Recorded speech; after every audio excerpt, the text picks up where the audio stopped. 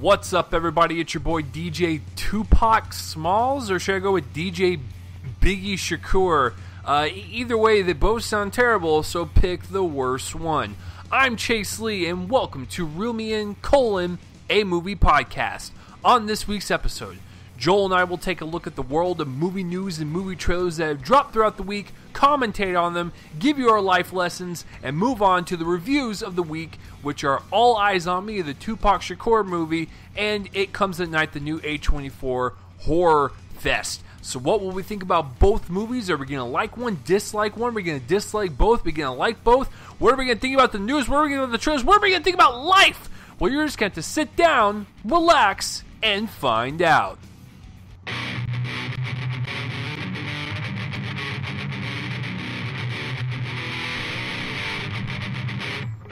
What's up, you cool-ass people, and welcome to another episode of Reel Me In, a movie podcast, where you didn't really ask for, but hey, we're going to give it to you anyways. This is a podcast where we talk about anything, everything, and, well, anything about movies. I'm one of your co-hosts, Chase Lee, and hey guys, listen, you know, if you're not really like a movie fan, like at all, like you don't like movies, you don't even know what a movie is, like you've been cryogenically frozen for like 100 years, you have awoken from your sleep, and someone's like, you should go watch a movie, like they're the best things in the world, and you're like, I don't know what a movie is, let me do some research, and you accidentally came across this podcast, well, take a listen, because maybe we can convince you to be one. This is episode 187, guys, and, if you're new to the show, welcome once again. Hopefully I didn't scare you off too much. Most people are scared of me when they see me.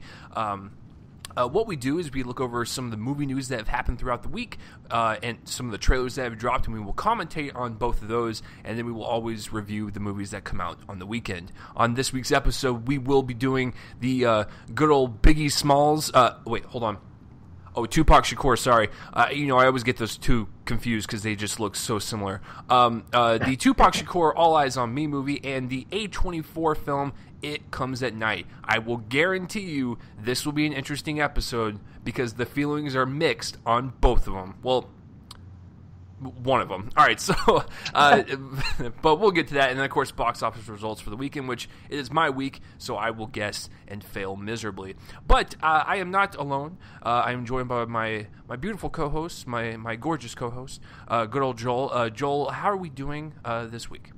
Well, I'm suddenly feeling fabulous. I'm good. Fucking good. Been an interesting week, especially for the box office. We will get to that at the end. But, yeah, it is a difficult week to predict anything there. And in fact, I had private predictions that all went kaput. So, anyway. But it's been a good week. It's been a good week. Weird week in news. Pretty eventful. Not a huge trailer week, but I found some good ones there. And, of course, the two movies that we're talking about. Very interesting. Very interesting. But, Joel, like, I know that people come here for, like, our combined knowledge of the world of movies, but they want to know how you're doing. Joel, how is the life of Joel doing? The book of Joel, because that would probably be a better movie according to you. So, how is that going? Well, I have not told my mom to kill our neighbor, so. Oh, okay. That's an automatic bump up from the Book of Henry now. Yeah, pretty good. It's been kind of an eventless week in terms of personal life. Kind of quiet on the personal front, but good.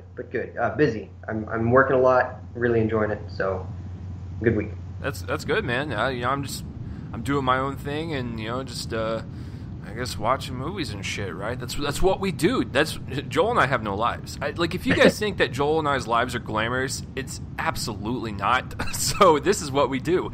We do this for you guys because we absolutely love you all. And so without any further ado, let's get this started. Joel, would you like me to kick off the news with the top story, or would you like to do the honors? I'll hand it over to you. Let's talk about this first bit. Okay, so this first piece of news is bullshit. It will absolutely be bullshit. It's always bullshit. So Michael Bay, good old Mr. Bay. He is not the creator of Bay Seasoning. That wonderful seasoning you put on seafood. This is now a cooking podcast. Michael Bay, he's known for doing the Transformers films. Bad Boys, The Rock, and he'll even dip his toes into some weird genre-bending movies such as Pain and Gain, and he did 13 Hours earlier this year. He's prolific for, I guess, all the wrong reasons, but I think back when he did the third Transformers, he was like, hey, guys, listen, I want to make this movie, make it epic, and then I'm going to be done. Oh, there's a paycheck on my doorstep. I'll do the fourth one. Okay, this is my last one, guys. All right. Oh shit, another paycheck? Okay, Paramount, I'll do the fifth one. So apparently after the fifth one, Michael Bay is done directing. No, he's not. Like, I don't understand why he keeps doing this. Because he's going to come back, Joel. You know that Paramount is going to rent the biggest fucking dump truck and just dip all these gold coins. Not dollar bills, by the way. It's gold coins. He's going to Scrooge McDuck it. And Paramount's going to be like, hey, Michael, come back, baby. You know you want to hit on that Transformers one more time, fam. You got this. And he's just like, okay, let's go shoot in China one more time and get that box office. It's just going around in circles at this point. If he says it's going to be the last one for him, I don't believe it. He's going to come back in some capacity. He's going to be producing probably every movie that's going to come within this universe. I almost gagged when I said that. But I know that he's going to produce the Bumblebee spinoff, and I'm sure he's going to produce the other Transformers movies. He's going to be involved in some way, shape, or form.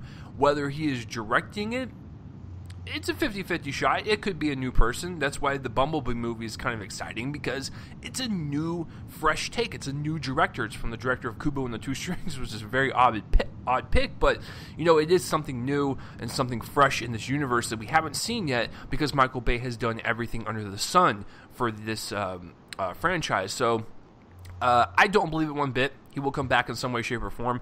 Whether he doesn't do the next one, but he will do another one down the line, so I don't believe these comments whatsoever, because Michael Bay just loves Scrooge McDucking it in his front yard. Joel, do you believe Michael Bay will ever be completely done directing the Transformers films? Oh, no. I suspect that he's not. I mean, what I hope is this means that recently the talks fell through for Joe Carnahan to direct Bad Boys 3, or Bad Boys for Life, or whatever it's called. I hope that this means that Michael Bay's going to return to that franchise, because I think that would be awesome. If he could do more movies like Bad Boys and Bad Boys 2, that would be great. But he's probably going to come back to this because it's, he's only done one non-Transformers movie since The Island, and that's Pain and Gain. Well, two, I guess. Yeah, 13 Hours. I keep forgetting about one or the other. Like, I keep forgetting that one exists, and then I remember the other one. Anyway, nevertheless, he's done only those two, and they were both adult dramas, with a lot of violence. And I wish that he would go down that route. I think that he's more interesting than whenever he's directing one of his toy movies. And that's what I call them, because they're toy movies. That's what they do. They exist to sell toys. And he's not done. I can bet you anything that he's going to have some epiphany, or should I say, quote unquote, epiphany that's actually just a stack of money that comes up between now and when the sixth one's supposed to come out. And he's probably going to direct that one too. I see it happening. I do, and it's just a load of crap at this point. I refuse to believe it. Yeah, I feel so bad for Paramount, and it's the same way like I feel about Sony. It's like, if they didn't have these franchises, they probably would be filing for bankruptcy, like with Sony and Spider-Man and stuff. Like, it's so crazy, all this money they're dipping into Transformers, and having Michael Bay come back over and over again. It's like, you have an opportunity to reach out to other filmmakers. I'm not saying that Transformers has to be this Oscar-winning picture. It could be. That'd be awesome. But it's supposed to be this fun, blockbustery action film.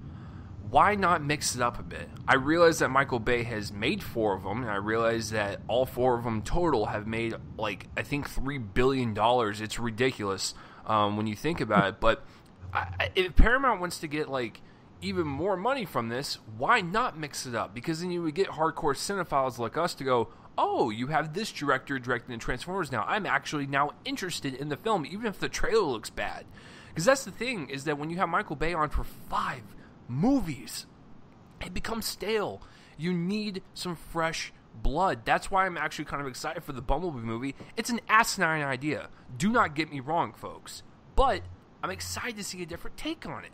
So if they can have a different director for the future installments of Transformers, you will get, like, Joel and I to be back on the Transformers train and be interested in it once again. But if you keep hiring Michael Bay back, we're going to get tired of it. I mean, we're already tired of it, but it's, like, now becoming routine. It's just getting old and, like, just mix it up a bit. So, Absolutely. Yeah.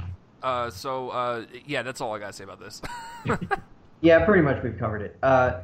So the next bit of news, several weeks ago, Zack Snyder stepped down from Justice League. He had filmed it all. I think, well, except for I think it's going through reshoots or something now, but he had filmed all of the, the principal stuff, and then news broke of his daughter's suicide, and he stepped down and he handed the reins over to Joss Whedon. And of course, when stuff like this happens and there's reshoots or some sort of delay at the last minute, they have to hire some other people to kind of come in and shake things up in terms of the crew. And it just happens. I mean, it happened with Rogue One last year. Rogue One was originally going to be scored by Alexandre Desplat, and then the reshoots happened, and that delayed the scoring process. And of course, Desplat's schedule wouldn't allow for him to keep doing that. So Michael Giacchino was hired on, and that has happened to Justice League. Junkie XL. More commonly, not more commonly known, but his actual name is Tom Holkenberg, but we know him as Junkie XL. He's been working on the movie, but unfortunately, because of this shakeup, he's had to exit. I don't know if that means that his work is going to be completely gone. I suspect that it will be an and Junkie XL credit. But Danny Elfman is coming in to take over the reins in terms of scoring, and I find this very interesting because we've been hearing whispers, and I've been predicting it for a while, that the DCEU is going to be a lot lighter, a lot happier, not happier, but a lot funner, I guess, than the more quote unquote dark and gritty first 3 movies in the universe. Now we have Wonder Woman, which had some darker elements, but it was mostly a pretty hopeful movie. So now we have Danny Elfman, who's done a lot of work with Tim Burton. He's people have been pointing it out. He's known for uplifting scores, even if they're kind of eerie sometimes, but atmospheric. They're uplifting. I think that this is an interesting insight into where the movie is in terms of post-production. That right now there is a cut of the movie that is probably a lot more hopeful, a lot more like light, funny, maybe even lighter visually. We don't know yet. Than perhaps it might have been before Wonder Woman was such a huge success. And I like this choice. I'm a huge fan of Elfman, and I think that it's a great choice. So I'm interested to hear your thoughts on this. I know that this is something that would raise anybody's eyebrow, but I'm wondering, are you a fan of this choice?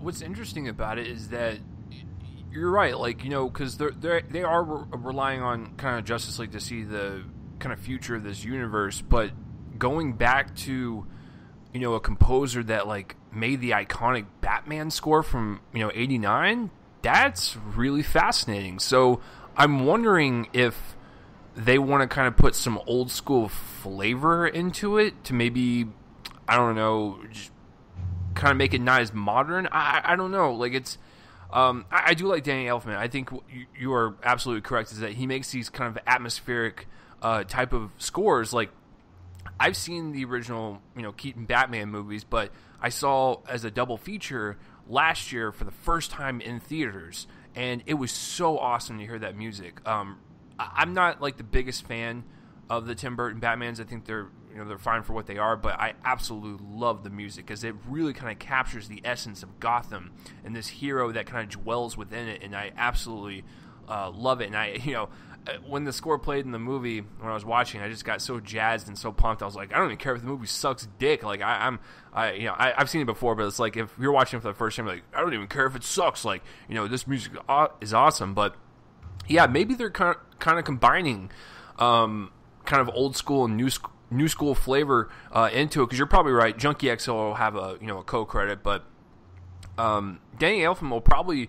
If he's still got it, like, which I don't think he's ever lost it, but, if he can, make something as iconic as the 89 Batman, kind of theme, the score for Justice League could be amazing, because a lot of people tend to forget that music is a humongous part of filmmaking. Like, music can drastically change the kind of genre of the film, that it can drastically change how the movie feels and how it makes you feel as you're watching it. So if Danny Elfman can make kind of like that hopeful, iconic, sounding score, it could be really exhilarating to watch it in theaters. So I think this is it's a great pick, and I'm actually now curious to see, or now not see but hear the soundtrack and score for Justice League now. Yeah, and something I didn't realize is there's this animated series, Justice League Action, and Elfman composed the theme music for that. So he's got some history with the DC, and I think that it's probably a comfortable fit for him, for sure. And I'm a fan of the choice. I really like a lot of his scores, especially his work with Tim Burton. Whether the movie works or not, if he does the score, it's usually a pretty good score. So I am a fan of that. All right, so speaking of superhero news, why don't you take this next pick? Danny Elfman, like, what's really cool about him is he's been in the business for a while. He knows what he's doing, so it's like, Joel, if you hire Danny Elfman to do your music, you feel comfortable, right? You feel a little comfortable. What I don't feel comfortable is if I had like $200 million and I was like, man, I really want to make this big-ass blockbuster, right? So I should probably hire a first-time director. Like, that's obviously the first thing that comes through your mind, right? So, 20th Century Fox, I love them to death. Joel and I, as part of press members in Dallas, we are very thankful that they basically released every single one of their blockbusters like a month early. So thank you, 20th Century Fox. But I don't understand this choice. So, Simon Kinberg, who is known to produce all the modern X-Men films. He's even produced some of the older films. He's written a lot of them, like Days of Future Past, but, on the same coin, he has also written The Last Stand, which I don't think is that terrible. Let's calm down, folks. There's way worse X-Men films out there. But, so Simon Kinberg is tapped to direct the Dark Phoenix movie, which comes out next year in November. And there's also another piece of news with that, but we'll do this one first and foremost. He is tapped to direct it. Now, this is really hard for me to kind of decide whether I like this or not, because on one hand, he has been in this X-Men universe for over a decade now. Like, he's very well versed into this this lore, these characters, these stories. He knows what he's doing, and he's dabbled in television. The guy knows how to make a good product for the most part. However, he's never directed a movie in his life. So that's where I'm kind of like on the fence with this, is that he knows these characters at the back of his hand, which is amazing, because he'll be able to take care of it. He'll be able to have a nice story flow. But when you're handing this person all this money to direct a first-time movie, it's kind of worrisome, because I don't know how Kinberg's directing style is. I don't know if he's got a different style than Bryan Singer and whatnot, who he's probably been observing over these years and whatnot, and seeing how he directs his movies. Is it going to be different? Like, I don't know. So I think just the unknown aspect about him directing for the first time is kind of scary, but he does know it better than most people. So I'll start with that first, and I'll flip it over to Joel. So Joel, do you? I mean, if you had $200 million and you needed to direct this blockbuster, and you went to go hire out some directors, would you want to hire a more experienced person, or would you want to hire a first-time director? And like, I'm sure the obvious answer is, about to happen from Joel's mouth, but I want to hear, like, do you think that 20th Century Fox is making the right choice with this? I don't know. I think that it's a gamble to hire a first-time director for something this big. However, I don't think that for this series it's an Avengers Infinity War or Justice League type event. So they could probably afford that decision. It is weird, though. I think that Kinberg is obviously a solid voice in this franchise. He knows this franchise in and out, for sure. But, I mean, you're right. It's an odd decision to, this stage in the game, to hire somebody who has been in a producer chair for a while, or a writer's chair. Because there's obviously a big difference. Well, there's a big difference between writing and producing, of course. But there's also a huge difference between directing and producing, and directing and writing. I mean, he's going to have to be in charge of everything. But also be, in answer to the producers. And it's going to be an interesting experiment, I think. But you know what gives me like some hope is that when I was watching behind the scene videos of like Days of Future Past and Apocalypse, he was on set, and I don't know if it was just for the behind the scenes video, which I don't think it was, but he looked like he was involved. Like he would talk to Brian, he would give his input on some shots and whatnot. So I don't know, maybe he's actually the best choice. We just don't know yet because Joel and I have never seen previous work from him. So that's kind of like what we're fighting with. This is like, okay, like he might be involved, but Joel's right. A producer and a director are completely different things. A producer oversees everything and just makes sure they deliver the product in a timely fashion to the studio. That's basically it. There's hands-on producers out there. There's off producers that basically just maybe come on set for a day, give their input and leave. Like there's different types. So, but he doesn't come across to me as like some producers like I'm gonna go in there for 2 hours on set and then just walk away. He looks like he is involved, so he looks like an enthusiastic person. So I don't think he doesn't appear to be like a hack to me. So it is what it is. But on top of that news, we have the original cast from Apocalypse returning. Yes, that includes the good old Jay Lawrence, Jay Law, and Fassbender and McAvoy, plus all the newer mutants, and Jessica Chastain. Joel, I don't know if you're a fan of this newcomer. I've never heard of her in my life, but she is rumored to play a villain. So first things first on the cast, makes sense. I do have one caveat though. Jennifer Lawrence, if you're listening to this, like I know that you think Joel and I are like the sexiest like human beings on earth, and like you listen to us and this is who you find to be sexy, but I have to sit you down for a second, J-Law. If you're going to be in this movie, can you at least fucking try?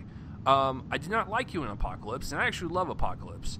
But you phoned that thing in, and I could smell it from a mile away. Okay, so if you're going to be in this, can you at least care?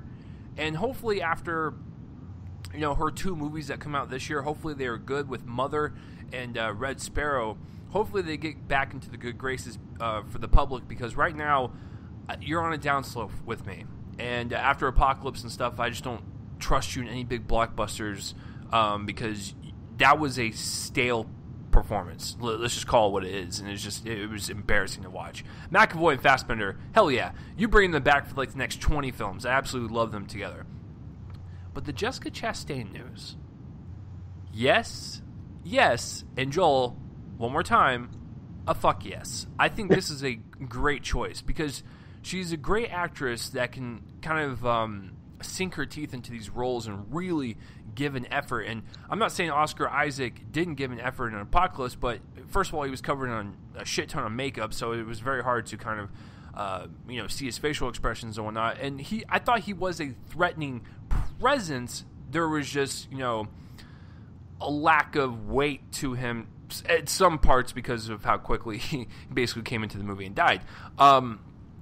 Which is very ironic because him and Jessica Chastain both worked on A Most Violent Year. And so Jessica Chastain is the villain.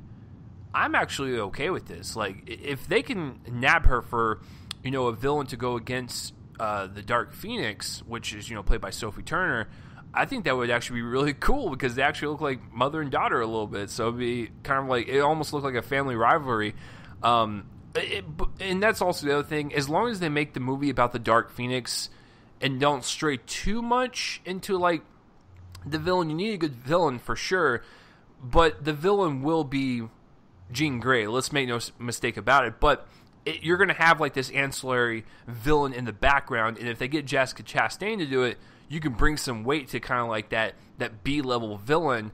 And that could be a really great counter to Sophie Turner, who should be the main focus of this movie for sure. So, those are my thoughts on that. But Joel, first of all, it's pretty much a no-duh scenario with the cast returning, and I want to know your thoughts about Jennifer Lawrence in Apocalypse for sure. And then Jessica Chastain, you think she's a good pick for this? Jennifer Lawrence wasn't very good in Apocalypse. She was one of the weak spots. I like that movie though as well. I've made it clear I like all the team-oriented X-Men movies, and that's no exception. But yeah, she was a weak spot. I thought that she seemed kind of detached from it. Yeah. And I have to wonder if maybe she's just tired of the blockbuster scene. She did four Hunger Games movies. I just forgot. There are 3 books, so of course I have to immediately go to 3 Hunger Games movies. Anyway, and she's done now. X-Men. What's weird is like she took the X-Men role in kind of a weird purgatory in her career, where it was between the point of, she had been an Oscar nominee, but she hadn't. I mean, and that's there's some prestige there, but she hadn't ruled the movie world, kind of. She hadn't been such a huge presence. So there was that period of time where between her Oscar nomination for a 2010 movie and then her kind of breakthrough year in 2012, she took this role as Mystique, and then by the time X-Men Days of Future Past came out, it wasn't a series she needed, basically. She probably took the role because of the fact that there was going to be a lot of money in it. It could be something that could provide some pension later on in life, but she didn't really quite need it in hindsight because she had the big the Hunger Games movies, and so she's always felt like a weird inclusion in this series ever since then. I liked her in Days of Future Past. I thought she was good. But there was still that weird, it just feels weird that she's in this. And it's the same with Michael Fassbender, actually. I love him in the role, but that was the year of Michael Fassbender and, we'll get to her in a minute, Jessica Chastain. So he didn't really need the series, quote unquote. But of course he was a great, person to fill that role. So it's interesting. I like the fact that they're coming back, but I have to wonder what their importance is to this storyline. We'll find out, of course. But nevertheless, it's a no-brainer. I'm happy to see McAvoy and Fassbender especially. As for good old Jessie Chastain, who is one of the most delightful people on Twitter, it's a great choice. She's able to play. I didn't see A Most Violent Year. That's one that's been in my. I didn't either, by the way. I just want to make that clear. Yeah, it's been in my blind spot for a while. I really should. It's on Amazon Prime, and I really should get on that. I think it is. I think it's still on there. Anyway, nevertheless, I think that she plays antagonistic really well, even though she was the protagonist in Zero Dark 30. There were some scenes in that movie that she was able to play really threateningly, and I think that she does that really well. So I'm interested to see her channel that into an actual villain character. Um, and of course, another big star. It's gonna be another. She's been in a movie with Michael Fassbender, right? Pretty sure. See, Wait, you would think, because like you're right, it was like that wave of like Oscar Isaac, Jessica yeah, Chastain, and Michael Fassbender. Like you would think, but I can't at the top of my head. I can't think of any. I can't think of any. I think that what. Oh, you know what? Yeah, no, they haven't, because there was a while ago where I was like, man, I really want Michael Fassbender and Tom Hardy in a movie together. I really want Michael Fassbender and Jessica Chastain. I really want Tom Hardy and Jessica Chastain. And then of course Lawless came out, which had Tom Hardy and Jessica Chastain. And then I was like, well, now we need Michael Fassbender and Jessica Chastain.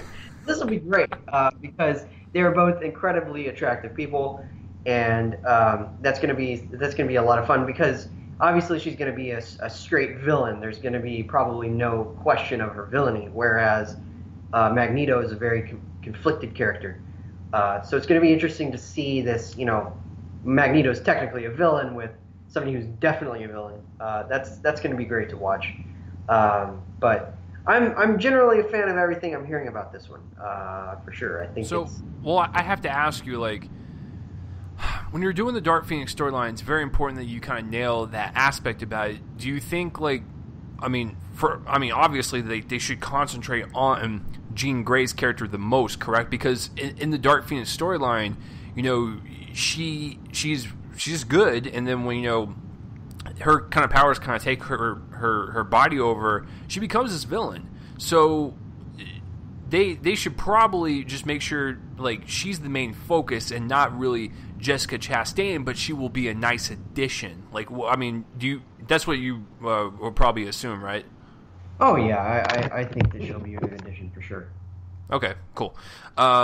It's not a good addition, Joel. Did you know this? Like, it's not a good addition at all. But maybe you should explain why ancillary characters shouldn't have their own movie when it was the worst part about said movie. What am I talking about, Joel?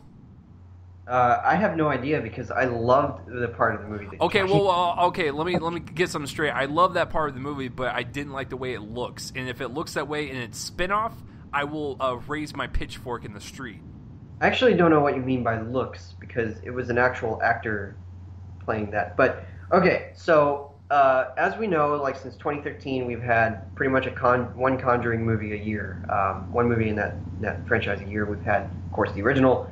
We had Annabelle in 2014. Oh, we didn't have anything in 2015, but nevertheless, we've got The Conjuring 2, which came out last year. I love that movie. And then Annabelle Creation is coming out in August, and then we've got The Nun next year. That is about the thing in the painting in the movies. And now we've got another one.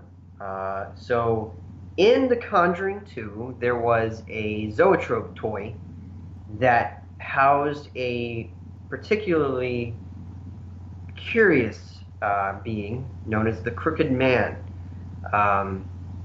And we are now going to get an origin story about the Crooked Man. And I gotta say, I might be more interested in this than any other spin-off, or maybe even like just the series in general, because I was really, really intrigued by this character in The Conjuring 2.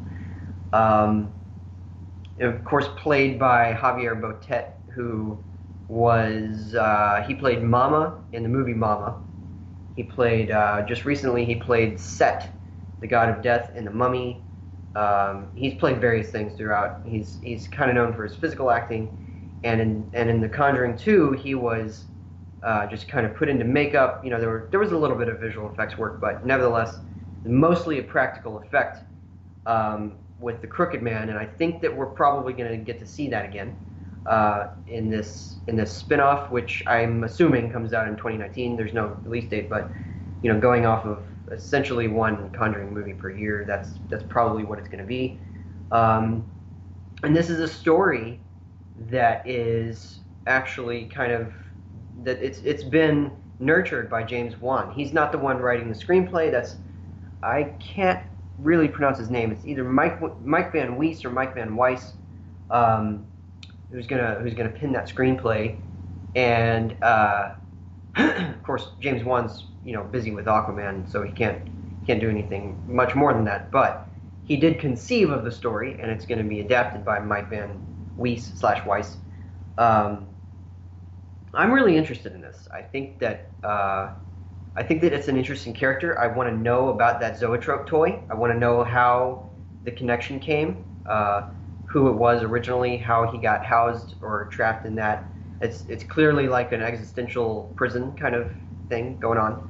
And it was a terrifying scene because one of the big strengths of The Conjuring 2 for me was the fact that James Wan would basically, when his approach to the scare scenes was, hey, I'm actually sometimes gonna misdirect you, with my shot my shot framing and composition. Sometimes I'm gonna just show you directly what you're supposed to be scared by.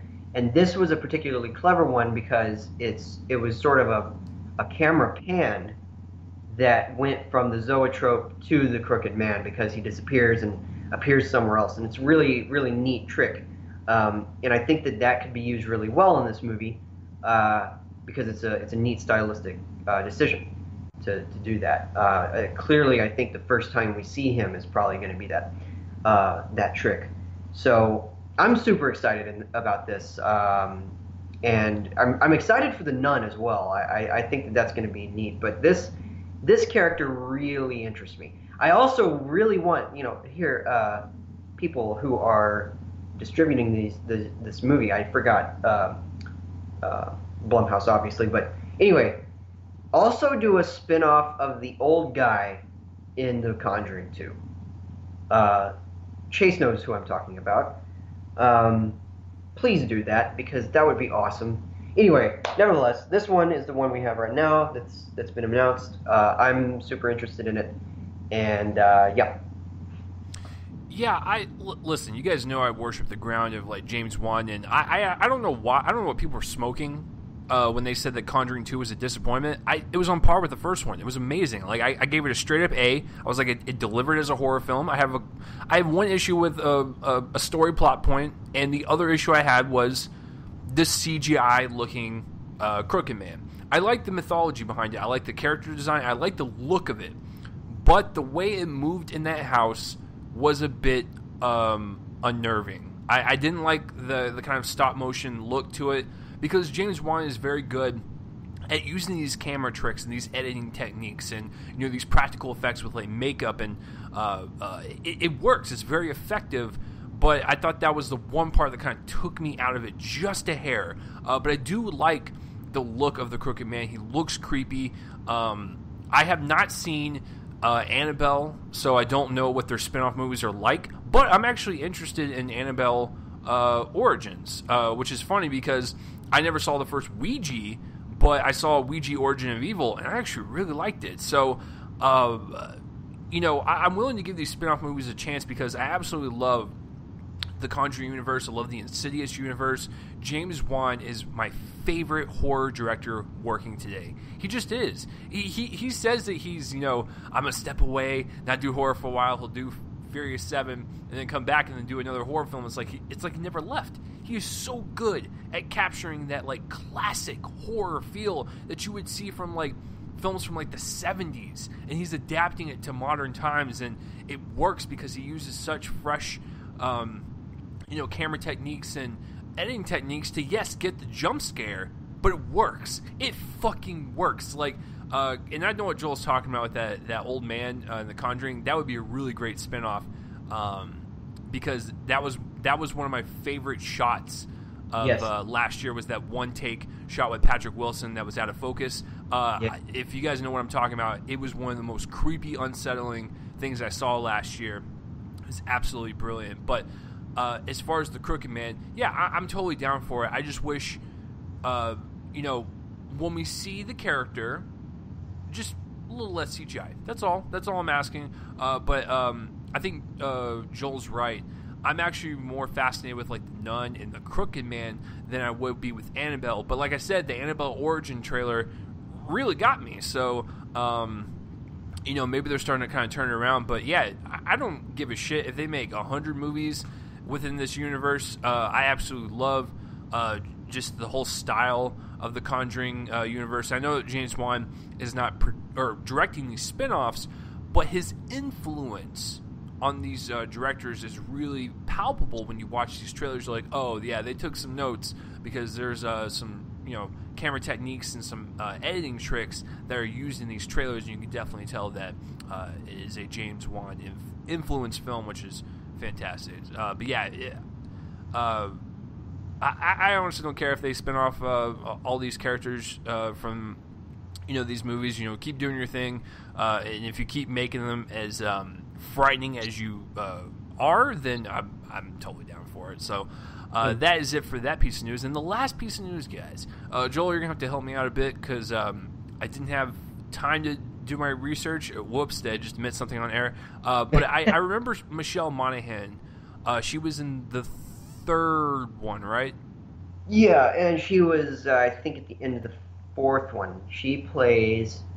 So, I guess I'll go ahead. Well, go ahead and introduce, and then I'll kind of help you explain it. Okay, yeah. So Michelle Monaghan, she's been in the Mission Impossible franchise, and like Joel said, third one into the fourth one.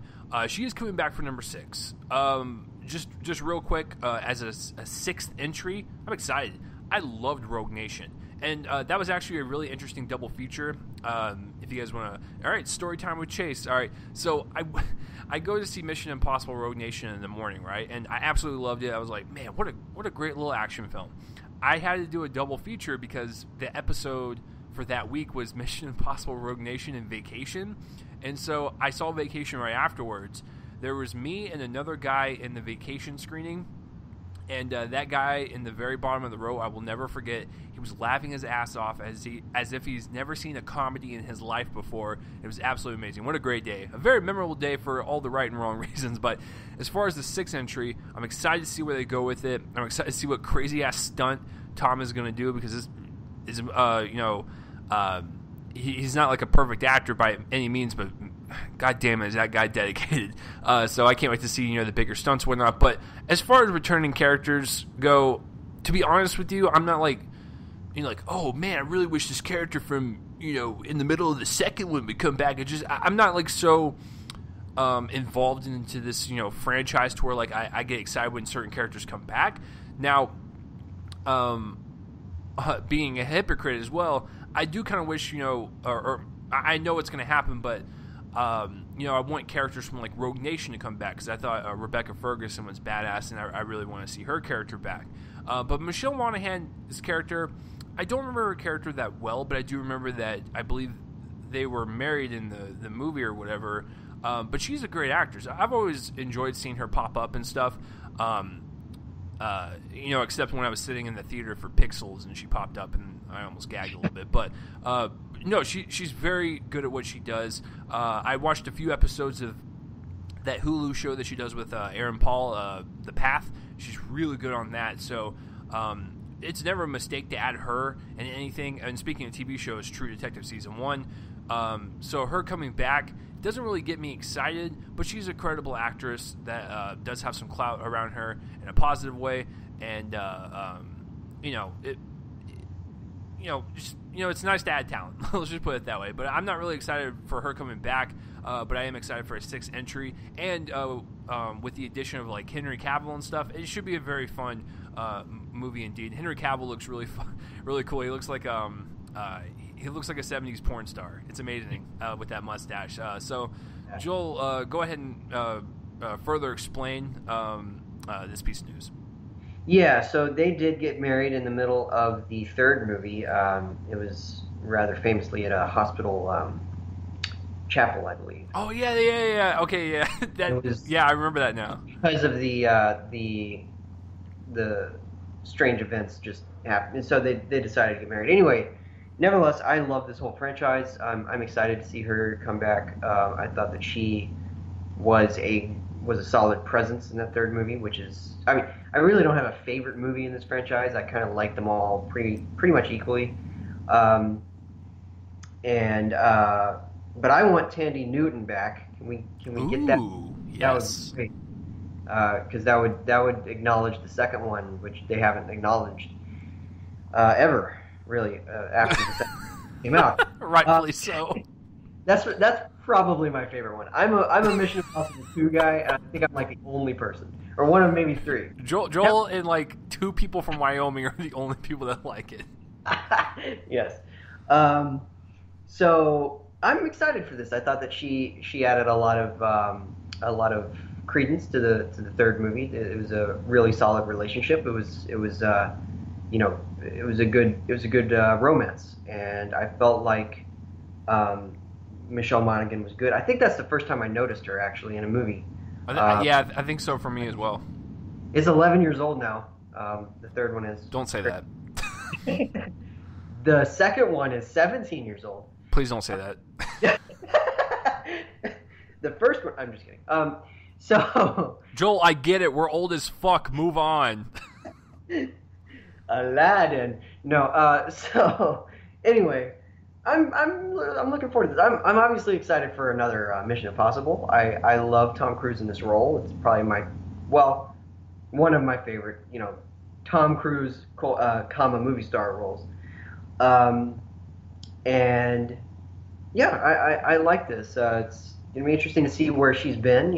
Catch up with her because they had to depart, unfortunately, due to some unfortunate events that were narrated in the fourth one that happened. And anyway, it was it's a great piece of news. I'm a big fan. As a huge fan of the franchise, I'm excited to see her again. So yeah, and just a little facts about the third one. A lot of people tend to forget. J.J. Abrams' first movie, directed by him. And second little fact, it's probably my favorite villain performance because Philip Seymour Hoffman's in it. Like it's amazing because when you think about the Mission Impossible franchise, you don't think of like all these. Do they have any good actors? It just seems like a very mindless action franchise. Like, no, they get some good talent in these movies, and I'm with Joel. Like I absolutely love the franchise. I mean, love or hate the second one, it's still cheesy as hell to watch, but they are getting better and better in terms of as they keep going. Because when you think about it, like you're like. In 2015, a lot of people put Rogue Nation in their top 10. It's like the 5th Mission Impossible film has made top 10 lists. Like it's just incredible. So yeah, just keep making these movies, and you know what? I will continue to watch them. Joel will continue to watch them, and if you're a fan of them, you will continue to watch them. But that is it for the news, guys. What did you guys think about the news this week? Comment down below. What is your favorite piece of news? Joel, I have to ask you every single week. What is your favorite piece of news this week? Probably the Crooked Man spinoff. I'm excited to see that. I believe it or not, I would actually agree with Danny Elfman as a close second. So yeah, that is it for the news, guys. News is not the only thing that drops out the rectum of Hollywood. There's a bunch of trailers that always spew on the internet as well, and we're about to jump into that. Joel, I know you want to jump into this remake because it was probably the most bland thing I've seen all week, and I saw The Mummy just last week, so it was a nice carryover from last week. So Joel, what is the first trailer up? Yeah, so back in 1990, Joel Schumacher, he of 2 of the 90s Batman movies, made a movie called Flatliners that was a sort of a supernatural thriller drama thing with Kiefer Sutherland and Julia Roberts. It was called Flatliners. It's being remade, and it was about a bunch of kids who decide to stop each other's hearts in order to enter some sort of afterlife world of strange imagery, I guess. I haven't seen the original. I need to. This will give me a good chance to do that.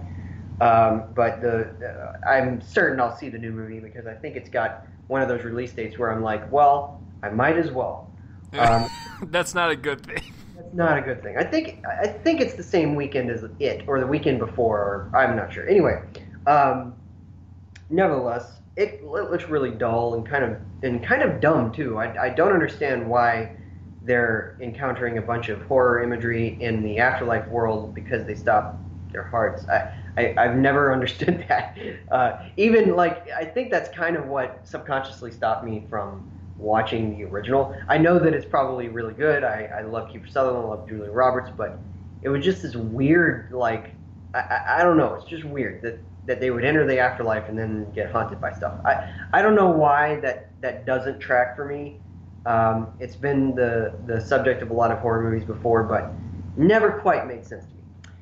Nevertheless, movie looks really dull. It's got Nina Dobrev in it. She's from stuff like Degrassi and Vampire Diaries and that terrible incest scene in That's My Boy.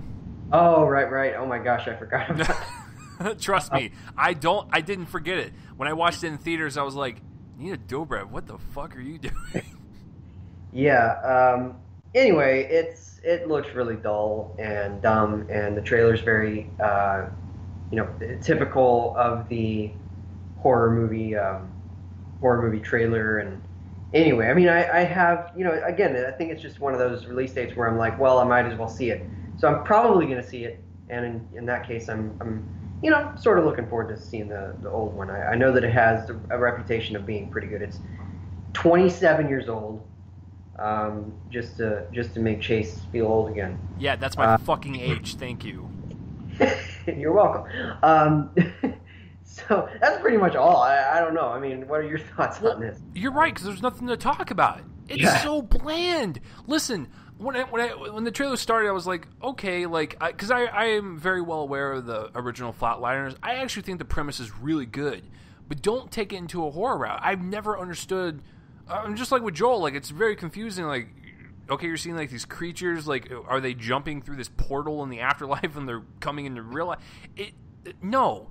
What you should do with this premise, which is a fantastic premise, by the way, you take it more of a sci-fi drama route and really kind of have, like, the complexities of, like, dealing with death after life and whatnot, and, what you see and bringing back that information. You can make a really compelling science fiction drama out of it.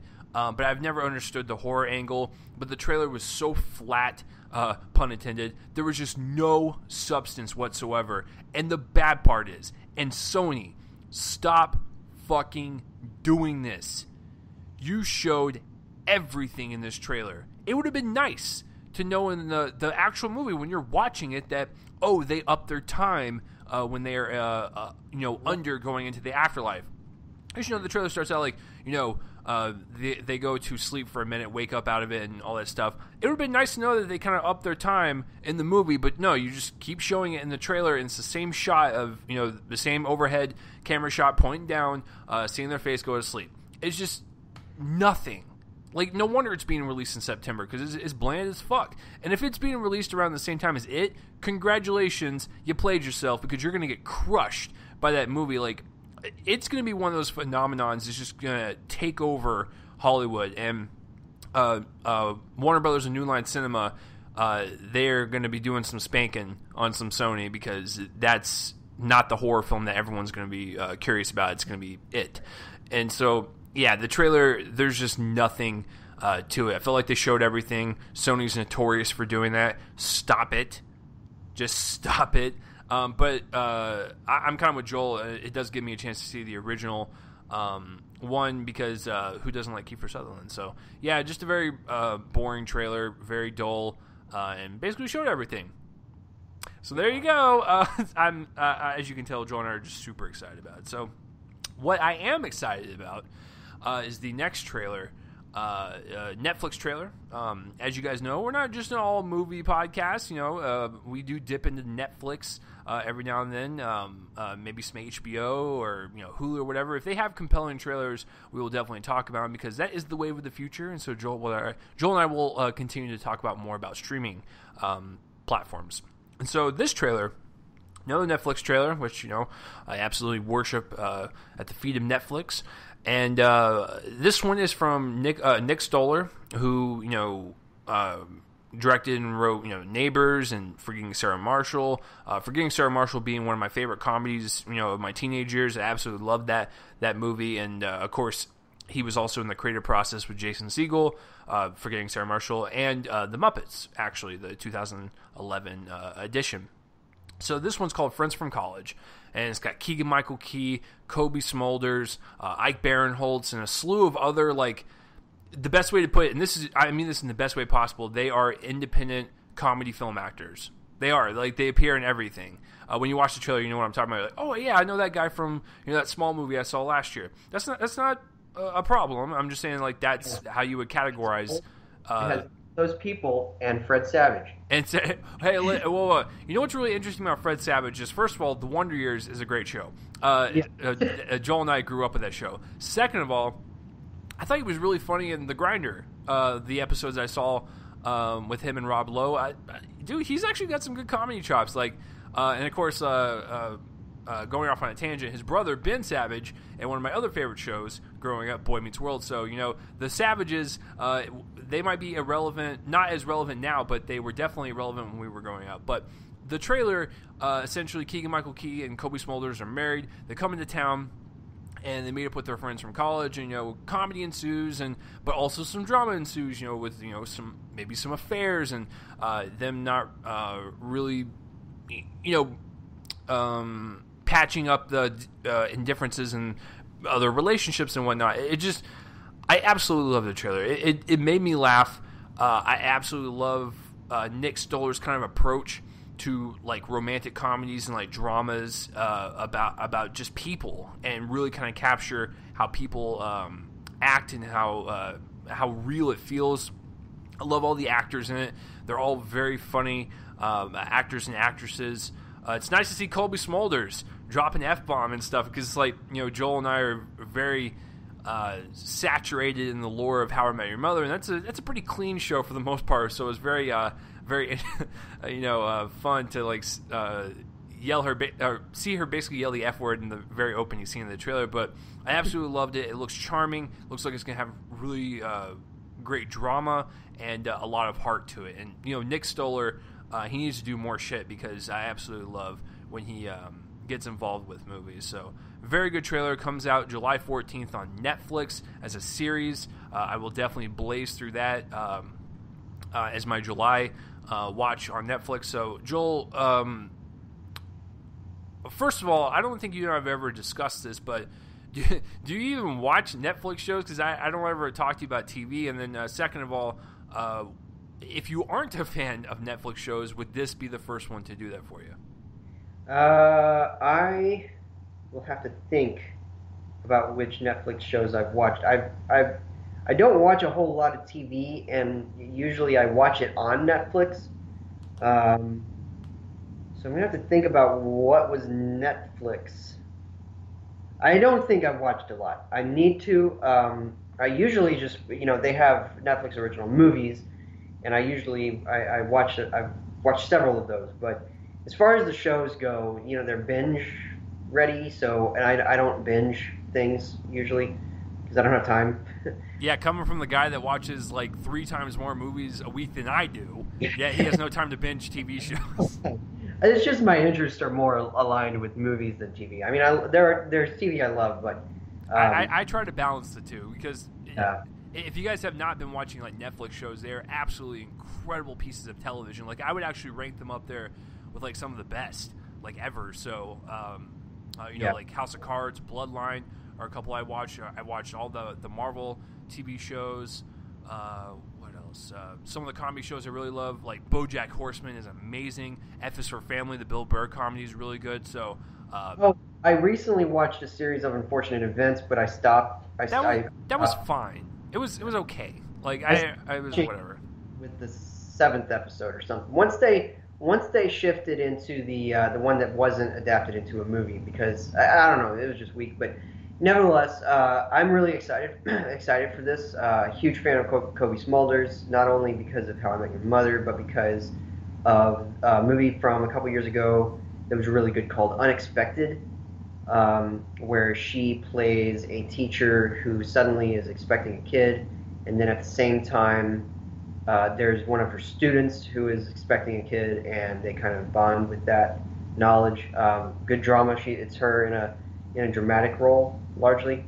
and she works in that mode too. You know, we've seen that some on How I Met Your Mother, and I'm really excited for this because it brings together a lot of actors I like. Looks really charming, like you said. Looks really heartwarming too. It looks like it's going to have some confrontation of some character flaws, and yeah, so it looks like a great series. So I'm certainly going to be watching this. Yeah, like I said, Nick Stoller, who first of all needs to do more stuff, but I'm glad he's been working on this for a while. Is that he's really good at kind of capturing that kind of organic comedy you would witness in real life. Like when I hang out with my friends, whether it be from college or high school, like we're very immature sometimes, and we're kind of like riffing and whatnot, and like that's exactly what this trailer kind of reminded me of. Was just a group of friends just in real life, just. Yeah, they've grown up and moved on, but when they come back, to their college friends, they kind of act like children. That's how it is. Like when I meet up with my high school friends, it's almost back when we were teenagers in high school. It's a lot of fun, and I'm looking forward to it quite a bit. All right, the next trailer, Joel, I know that. Okay, I know Joel doesn't want me to like say this on the air, but. Because he's gonna really hate me, but I think Joel has like a really like deep obsession with like Winnie the Pooh, and I know that like he doesn't like to talk about it, and he's really shy about it, and like I said, he's probably gonna kill me afterwards and like send a drone to strike my apartment, but he just really loves that Winnie the Pooh. So anything like oriented with like that type of like franchise and whatnot, he gets really excited. So I can't say anymore, but I'm gonna let Joel take this over because I know he's just bursting at the seams to talk about this. I hope y'all enjoy your time with Chase. You will never see him again. No, weirdly enough, so this is gonna sound incredible, but I watched the series, the stuff growing up that came out. And just to be clear, I was joking because I did too. Like Joel and I grew up in the age of Winnie the Pooh, so I just wanted to make that clear.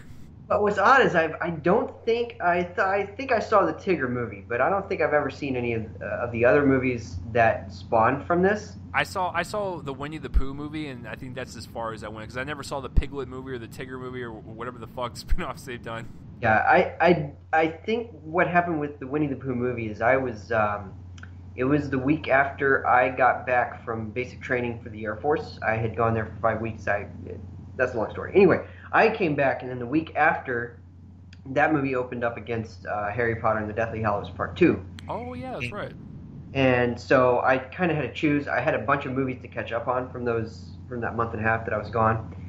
And anyway, but yeah, I mean, I didn't see that. I don't think I ever saw the Many Adventures of Winnie the Pooh, for instance, from way back.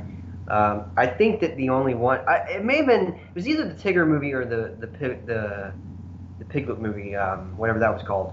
But anyway, we've got Goodbye Christopher Robin coming out. This is the biographical picture about the author of the books, A.A. Milne, who kind of came back from World War One. Is it? I think it's World War One or World War Two, and is very ravaged by the images of war, and fathers a son who is for whom he kind of creates this character of Winnie the Pooh, and I don't want to get too much into it because I feel like this is another one of those trailers that kind of gives away a little too much, at least for those who might be interested in the story behind this franchise. But it's a good trailer. It's got Donald Gleason. It's got who else is in that movie? Oh my gosh, I've basically forgotten everything about this. The trailer, like not the trailer. The trailer was good. The cast of the movie, I should say. But it comes from director Simon Curtis, who's pretty prolific in the film world. He directs a lot of English dramas. Margot Robbie, duh. Yeah, Margot Robbie plays his wife, and Kelly MacDonald plays the nanny, sort of a repeat role from her role in Nanny McPhee. But anyway, this really looks good. It looks like a solid drama. It's coming out in October, so perfectly positioned for Oscar hopefulness. Whether that comes to anything, we'll see. But nevertheless, October 13th, Friday the 13th. This looks really good. Actually, not the only Friday the 13th movie this year that we're going to be talking about, because we're about to get to another one. But yeah, I'm excited for this. Looks like a solid drama, and wondering what did you think? You took the words out of my mouth. It looks like a good, solid little drama. There was nothing about the trailer that like got me excited. It's more about the story behind, like Winnie the Pooh and stuff that gets me excited. So kind of the life of the creator. It's not really like something I'm like clamoring to, but the trailer does present it in a very just nice little movie. And I'm sure Joel and I will go to a screening to it or get a screener or something. And I'm willing to check it out. But it doesn't get me like super jazzed for it. But it's well shot. It's got some notable actors in it, so why not? Right, exactly. Donald Gleason looks good in this. Yeah. I think this could be a role that finally gets him into the Oscar contention kind of arena. Which he should have been for Ex Machina, by the way. I think there could have been an argument to be made that he was a pretty good performance in there. Yeah, he was good. All right, so our next trailer is the other Friday the 13th. Take it away, Chase. Joel, you're getting better at your segues. All right, so Happy Death Day. Now, you're probably thinking to yourself, why are you reviewing this 2-bit horror film? Well, first of all, you know that I like Jason Blum and everything about him, so obviously I'm going to talk about him. He's producing another movie, shocker, called Happy Death Day. It's about this girl who wakes up in a dorm room, realizes that she slept with someone that looks like me. I don't know why you would be so offended by that. And she walks out, enjoys her day, and then she dies. But here's the twist. It's basically the horror version of Groundhog Day. She wakes up and she does it all over again. Gets killed by the same dude in a weirdo, like, Baby from Hills Have Eyes mask. And, she has to solve her murder. And so, she wakes up, do it over and over and over. Believe it or not, Joel, prepare yourself. I actually like the trailer. It actually doesn't reveal too much, which I think is the most praise I can give it. It was just the right amount to set up the premise, which I actually think is a pretty interesting premise. I don't know how they're going to pull it off. I don't know what the twist is going to be, but I liked it. Like, to see this girl go through this tragedy over and over again, like, that's gonna be tiresome. Like, you gotta be like somewhat pissed. You're just like, God damn it, I gotta find my fucking killer. I don't want to die in like 2 hours. So I don't know, just the way it was presented and the way it kind of flowed. I liked just the way it felt. It didn't feel like it revealed too much. It's just like, here's a nice little movie. You enjoy it. Like, Jason Blum probably is releasing this movie under like $500,000 as its budget, and it's going to make like $10 million opening weekend, or not even that much, probably like $5 million, and still going to make profit. So as a movie from his company, business sense wise, it's going to crush. As a premise, I enjoyed it. It's a nice little trailer. I need to see the movie to judge it, obviously, and I kind of want to see other people's opinions on it. Excuse me, before I go see it. But as a horror film that has a terrible title and looks very generic, I kind of enjoyed it on a guilty pleasure level. And Happy Death Day, what a bad title. But I mean, it's just, I do like the premise quite a bit, and they're going to be kind of playing with that idea of like birth, life, death, recycle type of deal, which is kind of funny. So yeah, it's I enjoyed it. So Joel, I know that you're not like the biggest horror fan, but does this one tickle your fancy just a little bit? Oh, I love this trailer. Oh, perfect. I love this trailer. I thought that it's a very clever idea to twist the Groundhog Day kind of gimmick into a horror setting, because it's horror is supposed to sort of be pitiless, and this is going to be pitiless, very, very, very, very, very, very much so. And I think that it looks like a really solidly made movie. Of course, probably has like a $2 budget because Jason Blum does that. Um, and it looks like he got a good little product out of it, and I'm really excited. Again, I just feel like it's a really clever twist on this premise. Of course, we already had that. I didn't see it, but we already had that this year.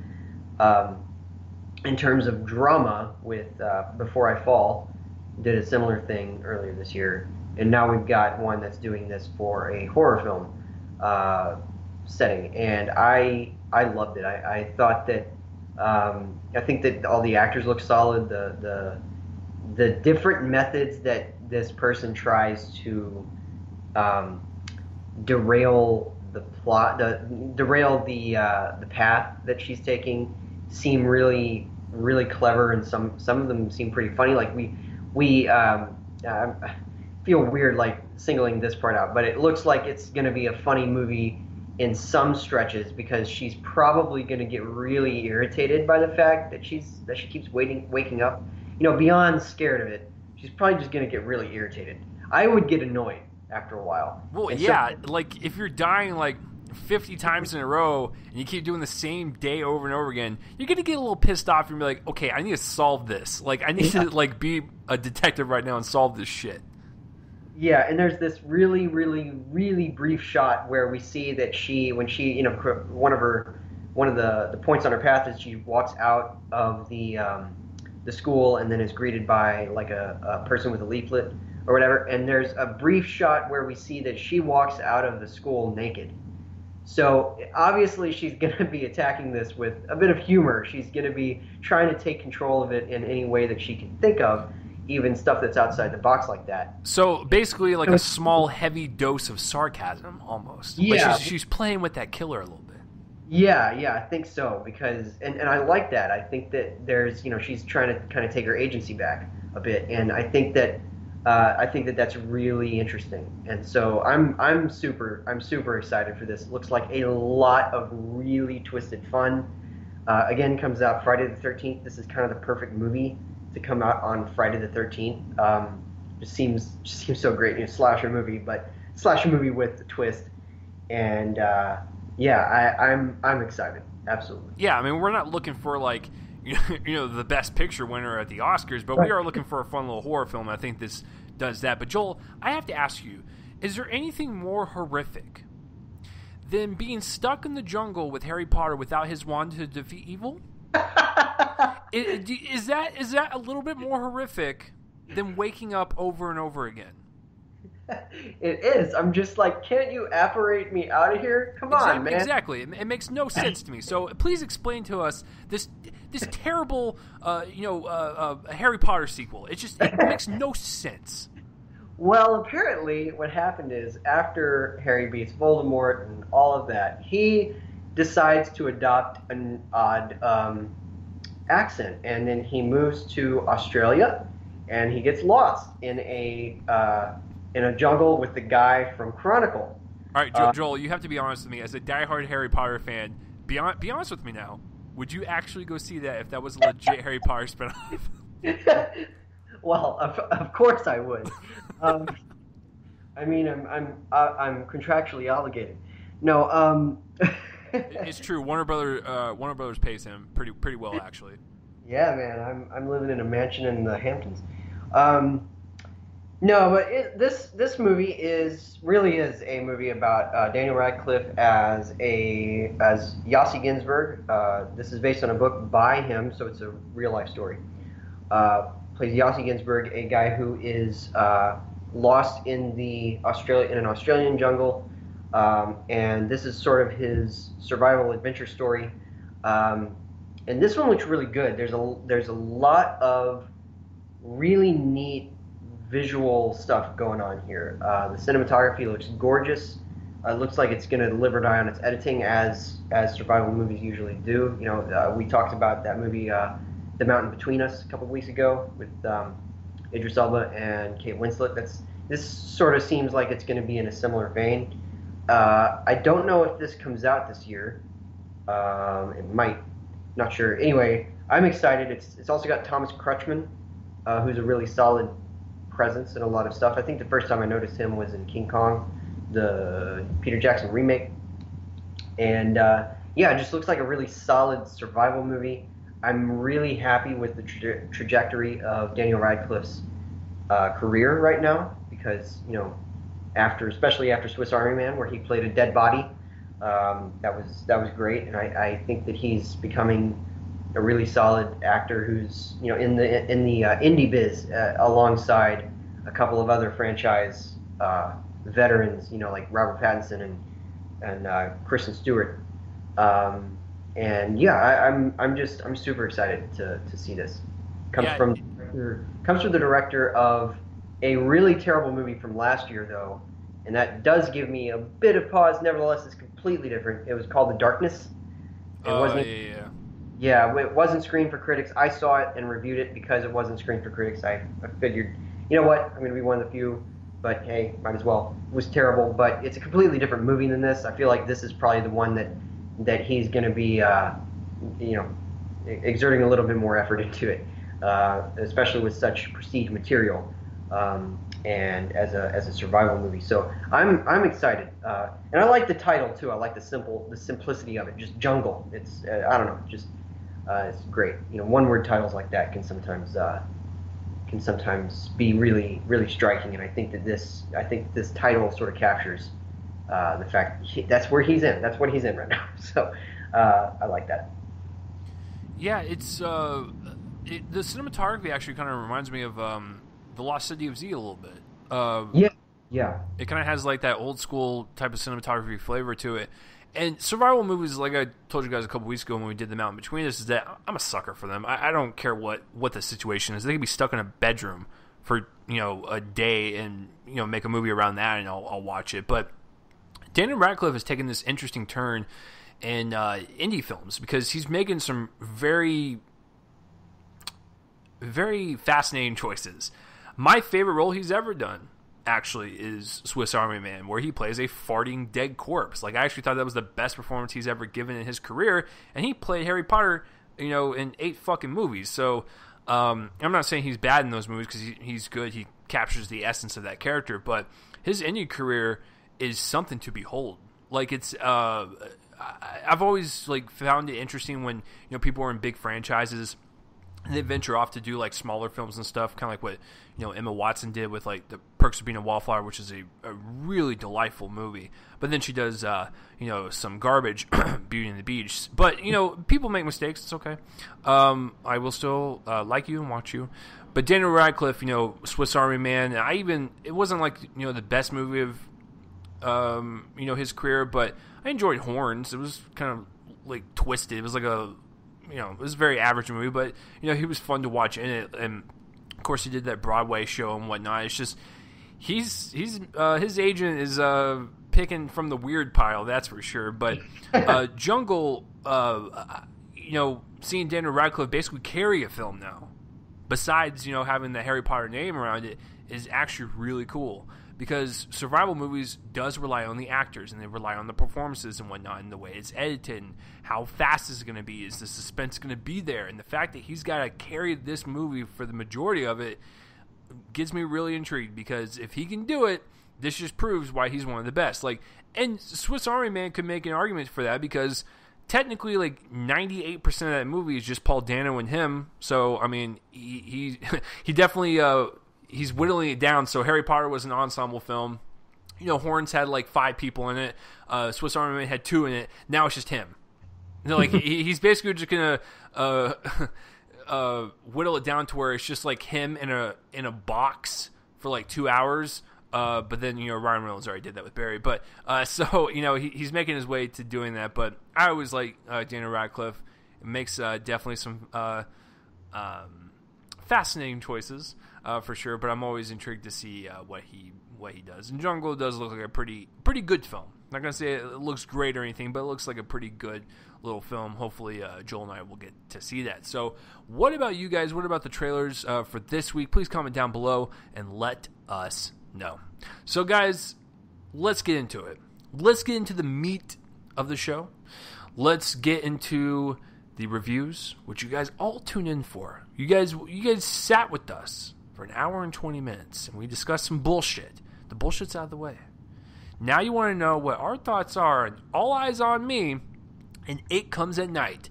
I will defer to Joel first and ask Joel, since he made the notes this week. Joel, which one do you want to do first? Let's do It Comes at Night. I see what he's doing. Like he wants to start with a kind of a mid high and then maybe go down. All right, so It Comes at Night. Joel, would you like to explain what the plot is and who is involved in this picture? Yes, this is an interesting one. This is the new film from A24 and also from director Trey Edward Schultz. He was the director of Krisha last year, which was a really striking piece of work, made my top 10.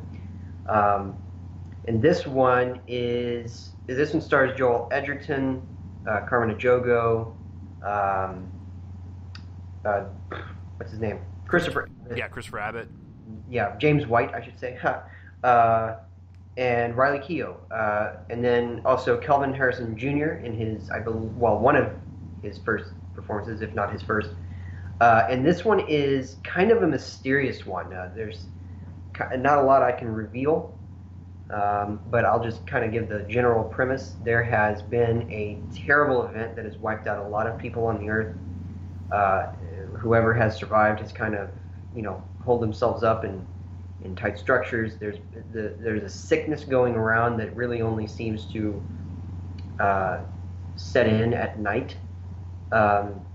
And Joel Edgerton and Carmen Ejogo and Calvin Harrison Jr. play a tight-knit family that has locked themselves in this house and made it look, pretty abandoned on the outside. And they are approached by Christopher Abbott, who plays the father of another family who has holed themselves up many miles away. And that's all I'm going to say. There's a lot of this movie that is to a fault, very mysterious, and so yeah, that's kind of what I feel comfortable revealing. I will say that we don't really get like a straight answer about this sickness, whatever it is, but we do sort of have an understanding of its effects. The opening scene has this main family, the principal family of the movie, sadly having to bury the grandfather of the family, and we see the effects of the illness on the body. There's a lot of boils, vomiting blood, so it's a serious thing, and so that's kind of that's what I feel comfortable revealing. I want to know if good old Chase here feels more comfortable revealing anything else, but I'm also curious to hear your thoughts, because of course we don't tell each other our thoughts. We strongly hint toward each other our thoughts sometimes, as with our next movie, but nevertheless, I'm curious to hear what's your initial reaction, your like 1 or 2 word reaction to this. Technically, as a film that was made technically on a filmmaking level, it's good. Everything else, no. So that's where I'm kind of at. What about you? Just kind of like that one sentence to describe this movie. I'm in the same boat. I think that it once again showcases Schultz's abilities.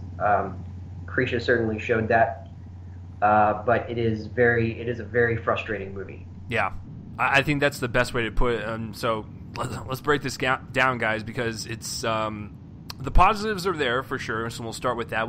We always like to pat the filmmakers on the back before we shove a cactus up their ass. So as far as the positives go, on a cinematography level, it is absolutely breathtaking. I absolutely love the atmosphere that this director creates and the way it uses, flashlights and candlelight and really kind of creates this atmosphere to really sink the fear into you. Because if there's one thing I hate, it's deep ocean water, especially with sharks. There's a reference to one of the movies that came out this weekend. And then also, I hate going. Well, I mean, I love going camping and stuff, but I absolutely hate the woods at night. It is creepy as fuck. And so this director plays on that. He plays on the fear of, nighttime in the woods, and what's out there. It's what you don't see is what's actually scary. And so the cinematography is absolutely stunning. It is literally like a nightmare injection into your veins, and I absolutely love that aspect. The acting is also very good. I enjoy the performances. You can do no wrong with Joel Edgerton. Ever since I saw him in The Gift, which he directed and co-starred in and wrote as well, he knows how to do horror, and he could be very creepy, or he could be, the hero, and he could be, strong and confident and stuff. It doesn't matter either way. He's really good at what he does. And the other thing I will say before we get into the negatives is the music and the sound design. Oh my God, is it terrifying, and it just gets under your skin. It makes your skin crawl, and I absolutely love that when you're watching a horror film. Really kind of makes the experience even better. So I think the overall visual, let me emphasize that, visual direction from Trey Edward Schultz is amazing. Like, very simplistic, in the woods with a family or two, and that's it. But you definitely made it into this nightmarish scenario with some really cool cool. Jesus Christ, I'm getting my tongue tied. Cool visionary looks into what plays into our fear and paranoia of the dark. I know that sentence made no sense, but it's early in the morning, folks. Sorry. Joel is the educated one. I am not. But I do like some of the aspects that he plays on with the themes of the movie. The themes, not the actual story. So those are my positives for sure. So Joel, what about you that was actually good about this film before we really hammer in on those negatives? Yeah. Again, kind of the same thing. I think that the cinematography is probably has a good chance of making my 5 nominees that I do personally on my end of year superlative thing. Looks great, and that that was the case with Krisha last year, which also made my list of those. He's working with the same cinematographer, I believe, for this one, and he has a great visual sense of. I love how he follows behind actors very slowly. I've said before that his filmmaking style reminds me of Kubrick and Tarkovsky, who are kind of the two masters. I think that at some point in his career, or perhaps after his career has kind of resonated a bit, this guy's gonna be remembered with those people. Of course, every director kind of has the misstep, and I think that this might be his, but I'll get into that later. Nevertheless, on a visual standpoint, though, it is amazing.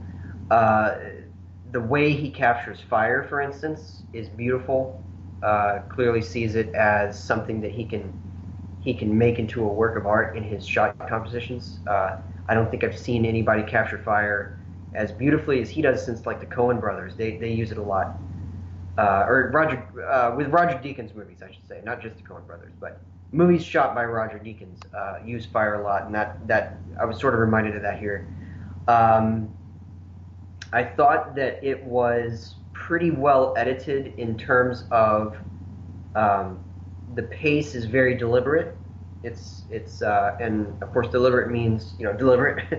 That's a nice way of putting it. We'll get into it in a second. It's a little languorous, but it's a deliberate pace.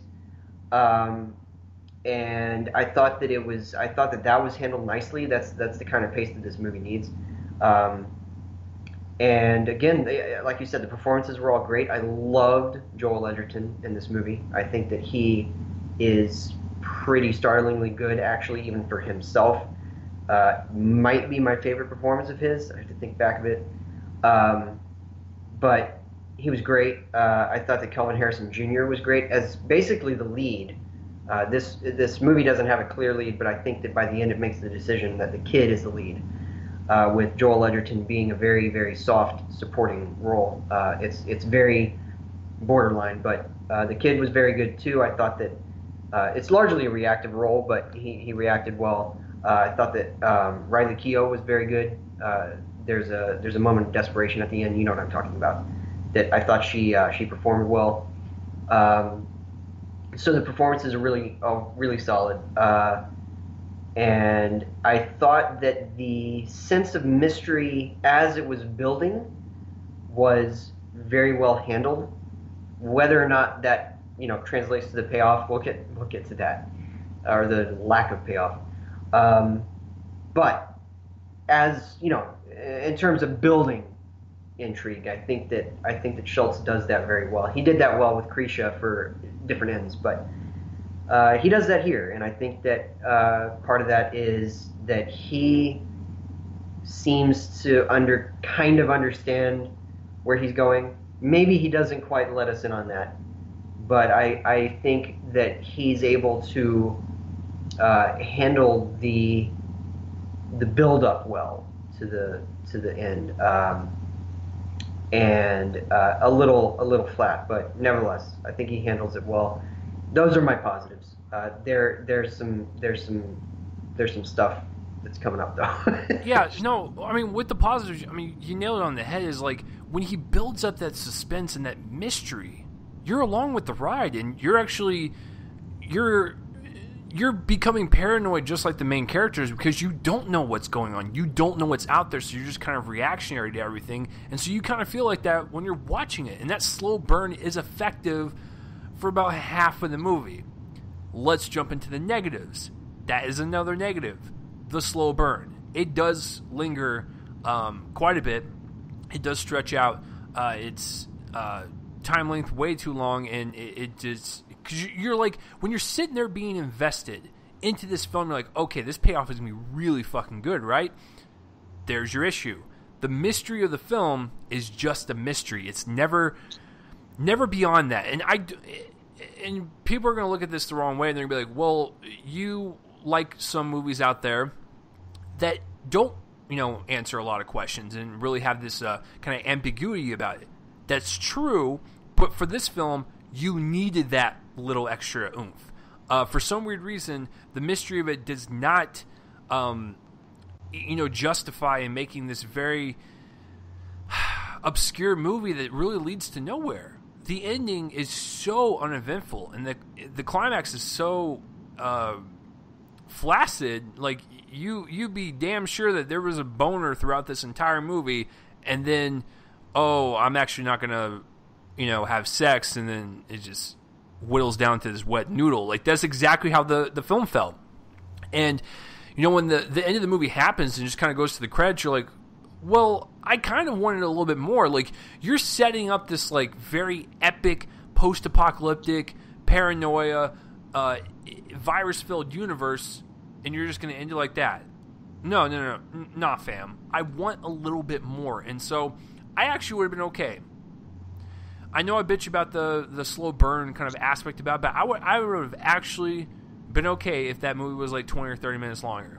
I actually wouldn't have minded, because it probably would have wrapped it up in a better way than it did, because it leaves you on the edge of this cliff. It, like, you were running, right?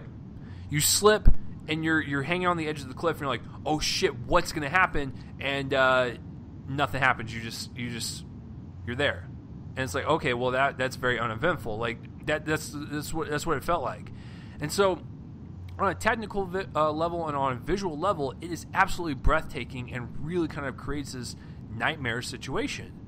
But the lack of, and my voice is cracked, the lack of punch and weight you would want to this movie is just not there, and it just kind of ends. So it's very anticlimactic, and that really hurts the film.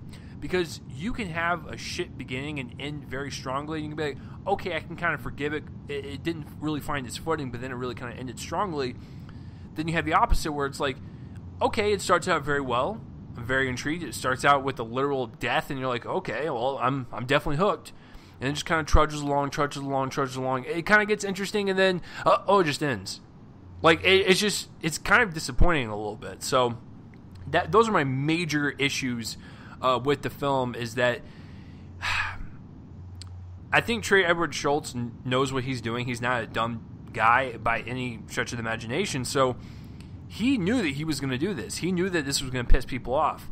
And he's like, well, you can kind of determine it for yourself. Now, I'll discuss this with Joel later, but I actually have a theory as to what was actually happening and what was real and what wasn't real type of scenario. But as a movie that stands on its own, oh my God, I kind of wish there was a little bit more to it. A little bit more answer to the mystery.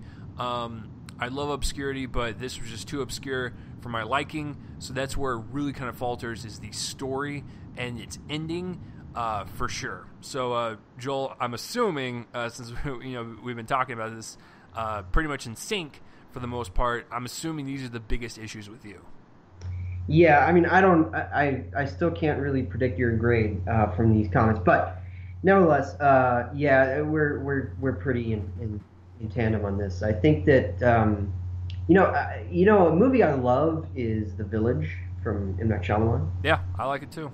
Yeah, that's actually my favorite Shyamalan. And that movie, there's some similarities here. Not a whole lot, but there's a closed off kind of small society, of course, slightly bigger in The Village, but nevertheless, can't go out at night. And some of these rules kind of reminded me of that. But that movie used it to comment on a very tragic situation. Very, very tragic. And I think that's what this one's missing. There's clearly something going on here that has that sting of a tragic, kind of, especially the events of the ending, might have held a little bit more weight had there not been so much focus put upon the rules of trying to stay in at night, or on the feeling of paranoia in the primary family in the movie, when it felt like there was something missing in the structure that let us in on why we should be so paranoid, because it felt like, it's kind of hard to describe this actually as I'm talking. I don't feel like I'm making much sense, but trying to make this work. So it feels like there's a lot of explanation through visual clues and dialogue that don't really come to anything at the end. Like there's some sort of mystery surrounding the sickness, maybe its properties, that don't get followed through on. Or hell, maybe there is no sickness. That's the thing, is that it's so right. obscure, and we don't even know if it's real or not. Right, and so because we really only see, one or two people here with that illness, so we don't know if it affects anybody else. We don't know anything about it. And while I think that is fine on the face of it, I don't particularly demand explanation for everything. I think that there's a little bit too much focus put upon the fact that there is so much ambiguity here. It's sort of like there's suggestion, and then there's what this movie does right below it. Yeah, which is not a good thing. Not a good thing, because what you're doing is it seems like an evasion. It seems like an evasion of the movie's priorities, which are to be ambiguous, and instead it just ends up being really, really, really like annoyingly ambiguous.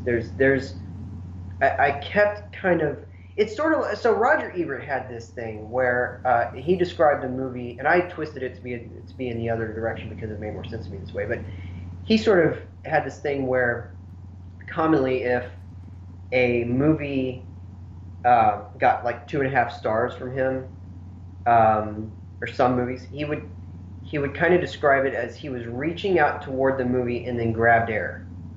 I always felt like the opposite direction was more accurate, so I'm going to use that here. I feel like always movies are trying to grasp us, and sometimes it's sort of like the movie reaches out and then grabs air.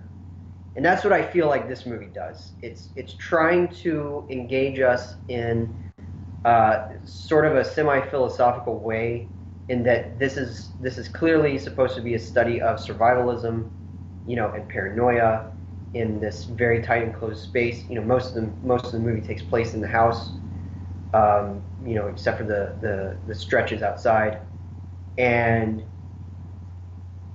I just feel like it doesn't clinch. It doesn't clinch, and it just kind of leaves us, as you said, it kind of leaves us hanging on a cliff of uncertainty at the end that feels false. It doesn't feel like it reaches that emotional kind of nugget of truth that we should have been so caught up in this. And now we feel the sting of this tragedy that occurs. Well, to be honest with you, just real quick, the end of the film, like I didn't even think about this until now. It almost feels like the end of the second act. Yes. It feels like it's missing. It feels like it's missing a stretch that might have offered at least a little bit of explanation into the properties of this sickness, if it is, or the existence of it, or. Yeah, you're absolutely right, though. It feels like it cuts off at a point where the story isn't over yet. And because I kind of want to know what happens after that. It leaves us on a place of complete lack of return for the characters. It's an irreversible place of, you know what I mean? It's sort of it leaves us off on a point where it's exactly where we can't kind of understand the characters. We never really grasp them. They didn't strike me as characters so much as sort of, or at least, they were characters, but there wasn't much in terms of depth. Not that I want a backstory, but it just didn't clinch. I guess that's the best way to put it. It just didn't clinch at that last, kind of emotional, grabby kind of moment that we would want for catharsis. And there's no catharsis here. There's a lot of build-up to a sort of kind of payoff that certainly fulfills the, what paranoia can do kind of idea, but that's a very limited idea. It's like the movie keeps explaining itself and then just kind of leaves us at the end, and it's very frustrating. And I realize that for our listeners that none of that probably made any sense. I'm speaking in very vague terms because a lot of this movie is predicated on everything from what might be the second act and through to the third act. It's not really a third act. And from about 25 minutes onward, it's really hard to describe this movie without using spoilers. Yeah. You know what would be a really good ending to the film, or a good twist? I don't know if it would seem too cheesy for you, but what if after that last scene in the movie, where they originally ended it, what if this disease was never worldwide or widespread, and it was actually within this town or this community, and the government has actually blocked them off or whatever, and quarantine them, and they're almost like lab rats at this point, where they're just kind of being observed to see where the sick or where the virus will go, and the government's kind of observing them, and they're just kind of witnessing this family drama and all this kind of ensuing whatnot. I don't know, just something to kind of tie it in all together. It's just so disappointing, and it is a bit silly of an idea, but I think that somebody like Schultz could have just pulled back or something. Maybe done something. Had a shot where it just pulls back, and then we see, because we know I'm not going to reveal it here, but we know the proximity of the new family to this main family. And it is very plausible that there could have been some sort of closed off, community here. And But anyway, it's one of those things where there's not providing answers, and then there's evading any sort of responsibility to provide answers. And I think that this movie sort of is conflicted between those two points.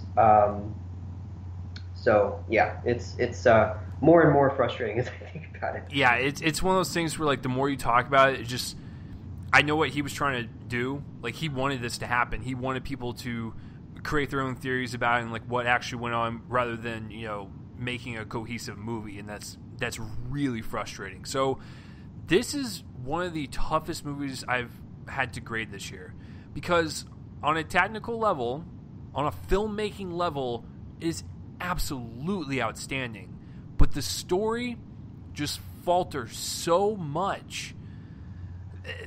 It's hard to like really recommend this movie, because I know the majority of people are going to be pissed off at this movie. So I think overall, cinematography is absolutely haunting and breathtaking. The performances are very solid, while not really having as much depth, like Joel said. The story is intriguing for the first half, but then it just kind of pedals along and it doesn't really do anything beyond that. I was looking towards more of a C+. However, and I'm going to say this with a humongous asterisk on it, the performances and the cinematography and the music and the sound design are so good that I couldn't in good conscience do that. So with a very, very heavy, that's almost borderline C+, I'm going to give it a B-, because it is a solid film for the most part, but I'm dipping it down to that heavy minus because of how they handled the story and how it concluded. But I think everything on the other side of the coin is very well done. So to be honest with you, I don't recommend this movie to anyone. I really don't. But for me, B-, and also what factors into that minus is I have no desire to ever watch this movie again. It's one of those one and done situations. So a B- for me. Joel, now I'm curious to hear what your grade is. Just overall, what is your assessment of it, and what is the grade you will give it? Yeah, so I'm conflicted on this one. It was sort of it's hard because I've been thinking about it for a week, and in fact, if people go to my website, I don't have a review because I could not figure this movie out enough to review it. I'll probably have a review later on, like when it comes on DVD / Blu-ray, because I think that it might require another viewing. This certainly seems like one of those things. Maybe it'll play differently the second time. I'm not sure. I'll probably review it at that point. But like you said, it's a great piece of filmmaking. On the face of it, I think that Schultz is a vital voice. If he does a movie a year, I'll see every single one of them. That would be great. But I've sort of said before on the show, I'm a storytelling guy primarily. Filmmaking, meaning the visual stuff, is half the battle. You have to have a solid storytelling foundation. So I think that this movie is impeccably produced and directed and crafted, but it does not hold up on a storytelling level. It really leaves you dangling on that precipice of uncertainty in a way that doesn't feel honest to me. Felt like it was a lot of misdirection and then an intentional lack of conclusion. So I'm giving it a very conflicted C+ because of that. I respect the heck out of it, and I admire it, but I can't recommend it. I hate saying that I can't recommend it because I think that people will find a lot to like in this movie. But I wouldn't say, don't watch it, you morons or whatever. I'd never call people morons, but nevertheless. Joel has called me a moron several times, by the way. So I don't know why he's lying to you. It's my favorite thing to call you, you little more. I'm just kidding. So, very conflicted C plus. I can't quite recommend it. I would say to watch it still, though. Like, I know that sounds completely like an oxymoron, but I can't really recommend it. So, If there was a grade that we could give in between both of ours, it would be a C plus minus B. Like that's our grade for it. Like it's so hard to grade because I don't even know, man. I understand why people are conflicted about it. I understand, like, you know, the divide this movie is causing. I don't know what they were thinking in terms of saying to themselves, like, oh yeah, this is good. This is going to bode very well. Trey Edward Schultz, yeah, great script and everything. You know, it's like, no, someone should have probably did a little bit more vetting on that script than initially. So yeah. So what about you guys? What did you guys think of It Comes at Night? I know it's very divisive, so please let us know down below. You know what's really not divisive, that I have a definitive look on, is All Eyez on Me. Joel, could you please explain what this movie is? I'm assuming you're going to say 3 words. Tupac Shakur biopic. Yeah, go ahead and just say who's in this, and let's get this over with. Yeah, so this is All Eyez on Me. It's a biographical account of the life, career, and death of Tupac Shakur, who was a hip hop artist whose most active years were from the late '80s to the mid '90s, when he was gunned down on I forgot the street name, but in L.A. and was it L.A.?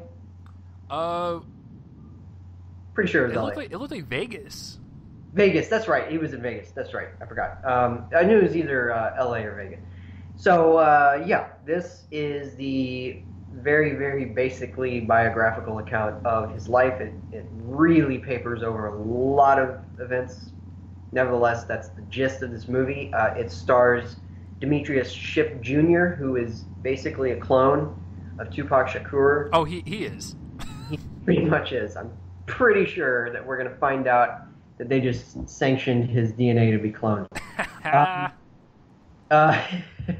Anyway, and then it also stars, well, not really a lot of popular people, but nevertheless, this sort of goes through his life, his various relationships to Jada Pinkett and Khadijah Jones, and his turbulent relationship with his mother, who was married to a former Black Panther member for a time. It details his rise to fame with Suge Knight and Death Row Records before trying to go out on his own, and then sort of surrounds. I actually think it kind of makes a conviction in his death, but I don't want to get into too many spoilers here. Nevertheless, also leads up to the events that would lead to his shooting death. He had a huge legacy. He certainly popularized angry hip hop, as it's called. He was a big he brought that in with NWA, and yeah. So I'm gonna go ahead and start us out here. I'm just gonna say that my initial thoughts are, what? This movie is awful. So I don't know. There's a friend of mine who is very much an online friend of mine, online acquaintance, I should say, named Adam, who is very much steeped in the hip hop world, and he loves Tupac. Loves Tupac's music, but he saw this movie about the same time I did on Friday night, and he called it, interestingly enough, morally reprehensible.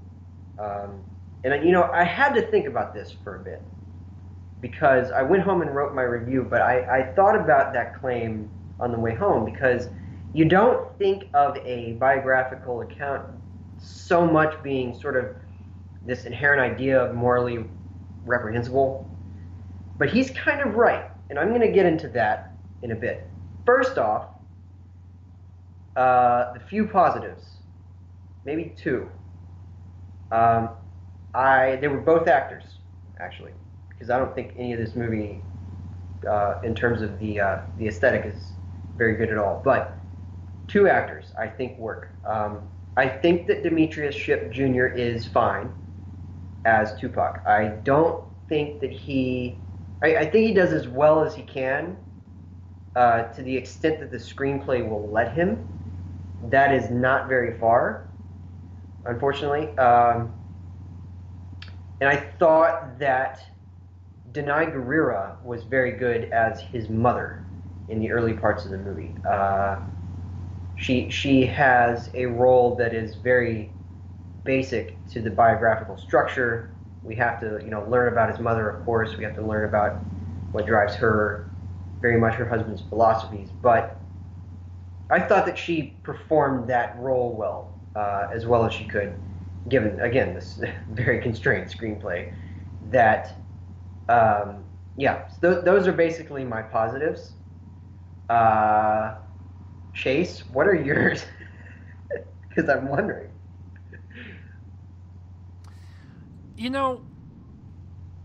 2015.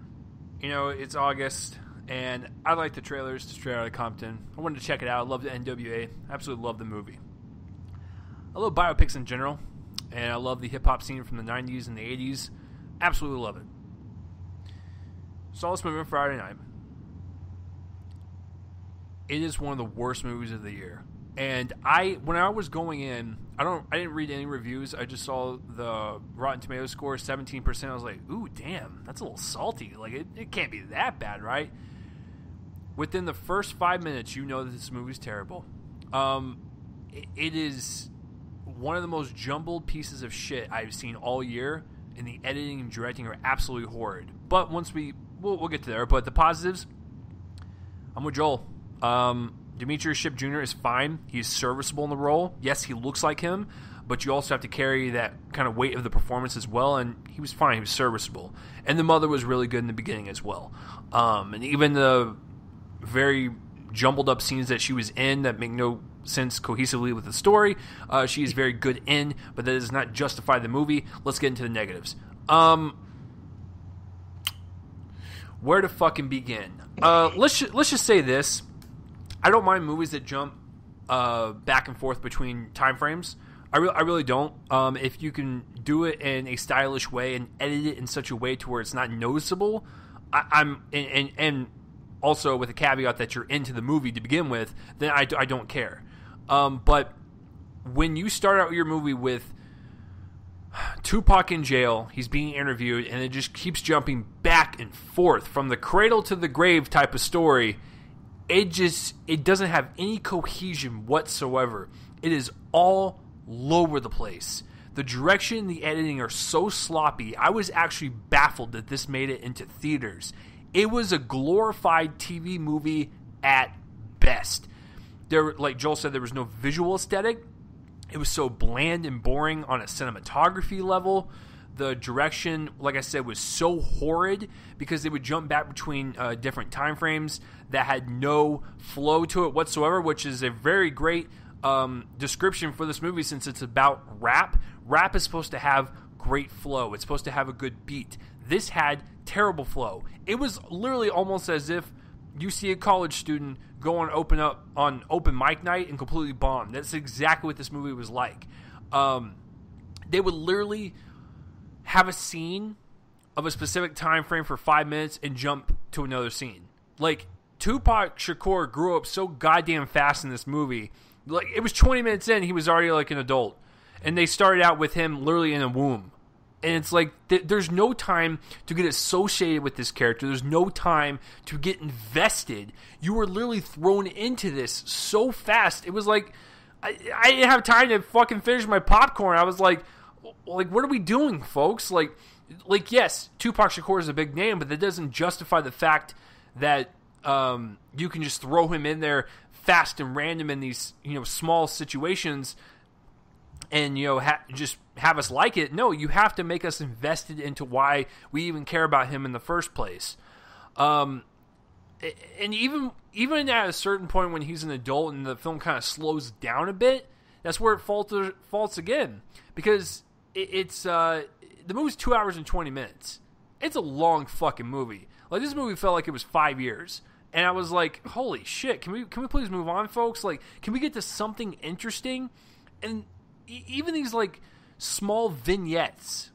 This is not a story, by the way. This is not a movie. These are small vignettes of events in his life.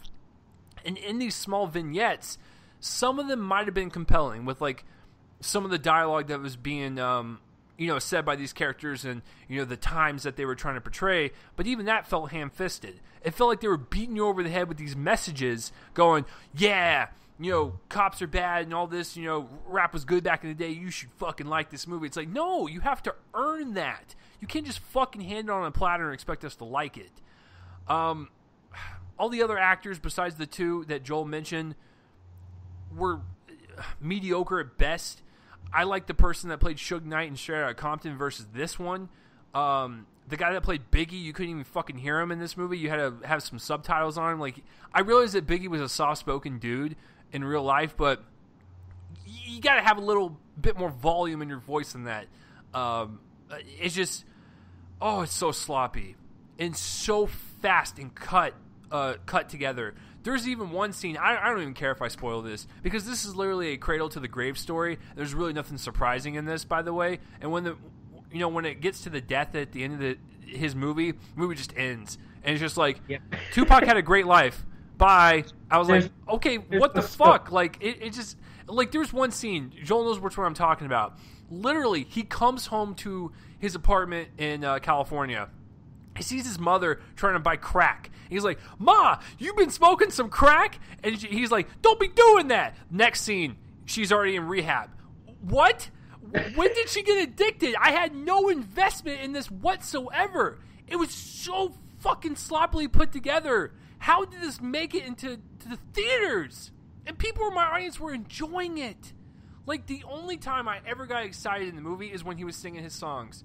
Because, just like with Joel's friend, I'm a huge Tupac fan. And I like Biggie as well. And I'm very well aware of the rival that they had. And I have a sneaky suspicion that his murder is still never solved to this day. But I think if you have half a brain, you can probably pick up on the fact that it was probably either Biggie or one of his goons. Like, it's going to happen, especially when... There's actually a specific artist here, I think, that it convicts.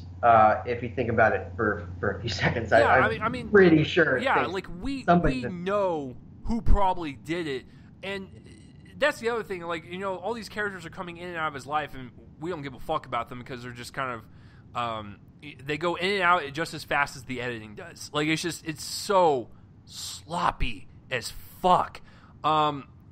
Shit, my head hurts just talking about this because it's a terrible piece of film.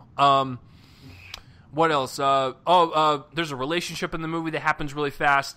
Suge Knight's character is just there to look like an evil serial killer. Like, I realize that he was a dick in real life, but I think Joel can probably agree. The best way to describe this, it's not a movie. It's literally small vignettes of his life strung together as a quote-unquote movie.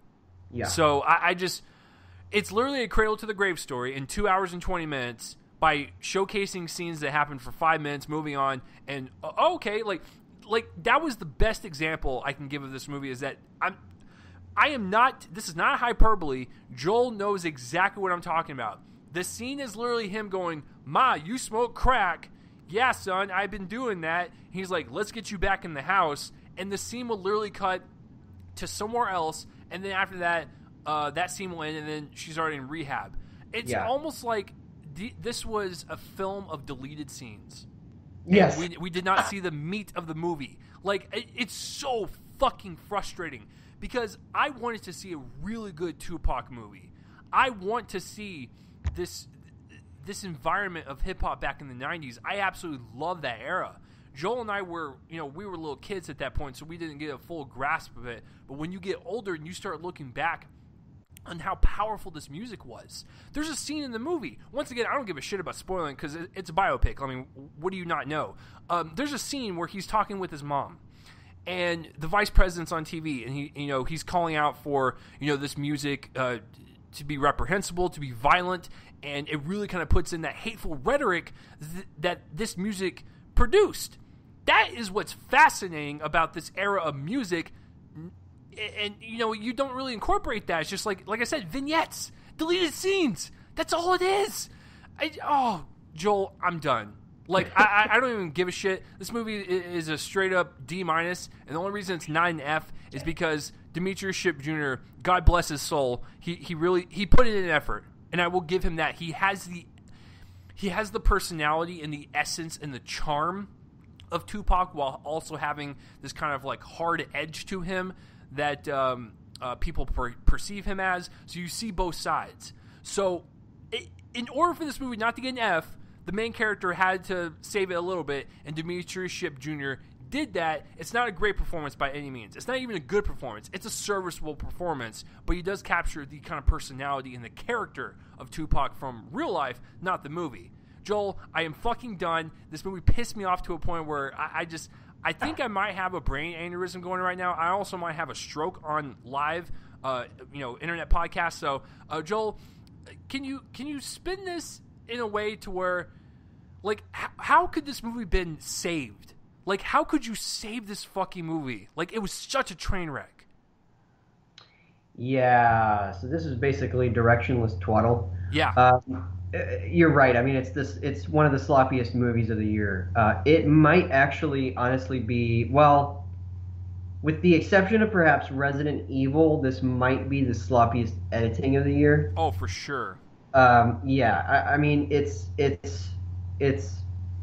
bad. And I will say, like, the worst movie I've seen so far this year is Queen of the Desert, which was another biopic.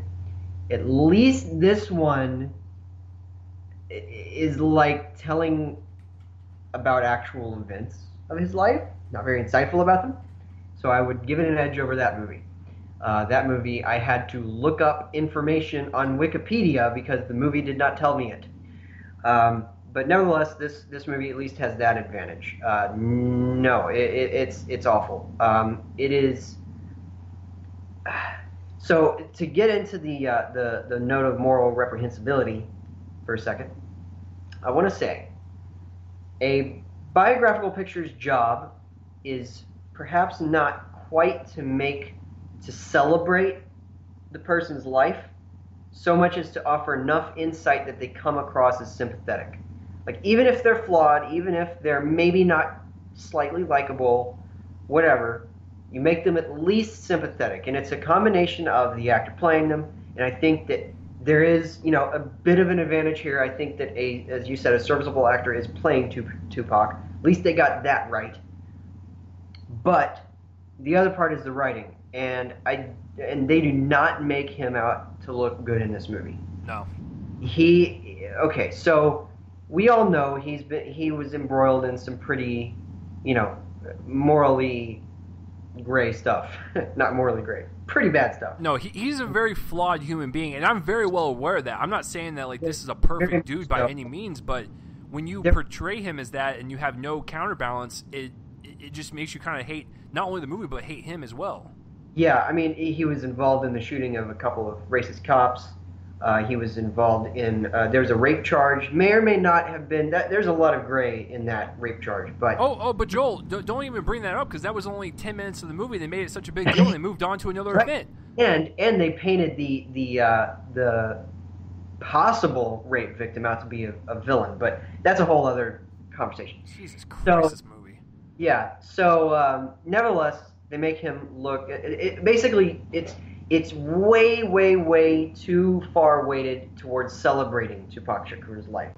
I think that what it should have done is confronted his life, considered him honestly, and then, then do something like, commenting about, the flaws he had, the good stuff that he was into. He was a very philosophical person. He was raised as that, and he loved Shakespeare. We get a little bit of that in this movie, but it's so sloppy. You're right about the framing device with the interview, laziest thing ever. It just provides a reason to have him narrate his way through what we're seeing, which is the worst use of narration.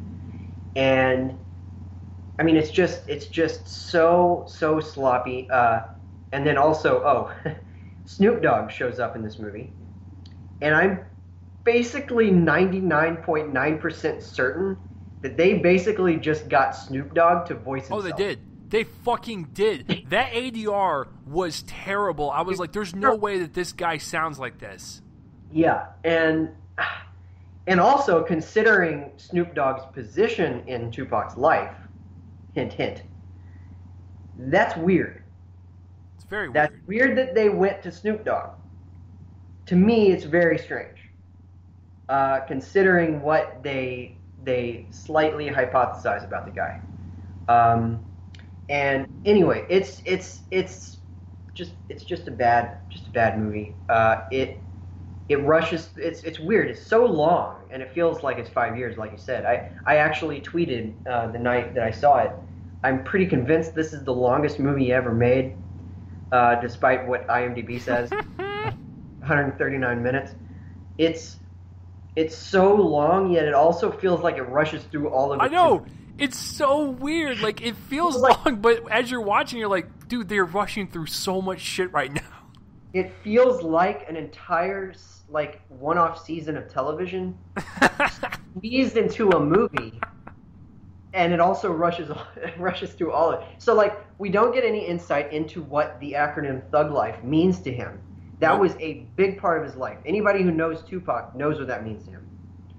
And we get that for like 5 minutes in this. We get no insight into what it means to him, to his vision for, urban America. He was he was an activist in his community, and we don't get a sense of that. There's no sense of that here, and it's just so sloppy. So I'm just gonna give my grade. We're gonna move on because this is an awful movie. I'm giving it a D. So we're pretty much we're basically in the same boat here. I'm giving it the edge over something like Queen of the Desert because at least it actually has like events told in the movie, and it's not focused on, for instance, his relationships or something. Although it is. And also, and if anybody wants to have a lot of like poetic justice kind of poetic justice kind of entertainment, sort of entertainment. It's very sad to see her reaction to this, but Jada Pinkett tore into this movie on Twitter because this movie actually fabricated many of the aspects of their relationship. So there's like I don't want to get too much into this because I'm gonna wrap it up here, but there's a poem that he reads her in the movie that she did not hear in real life. Wow. Yeah, she didn't even know about the poem until after his death. Wow.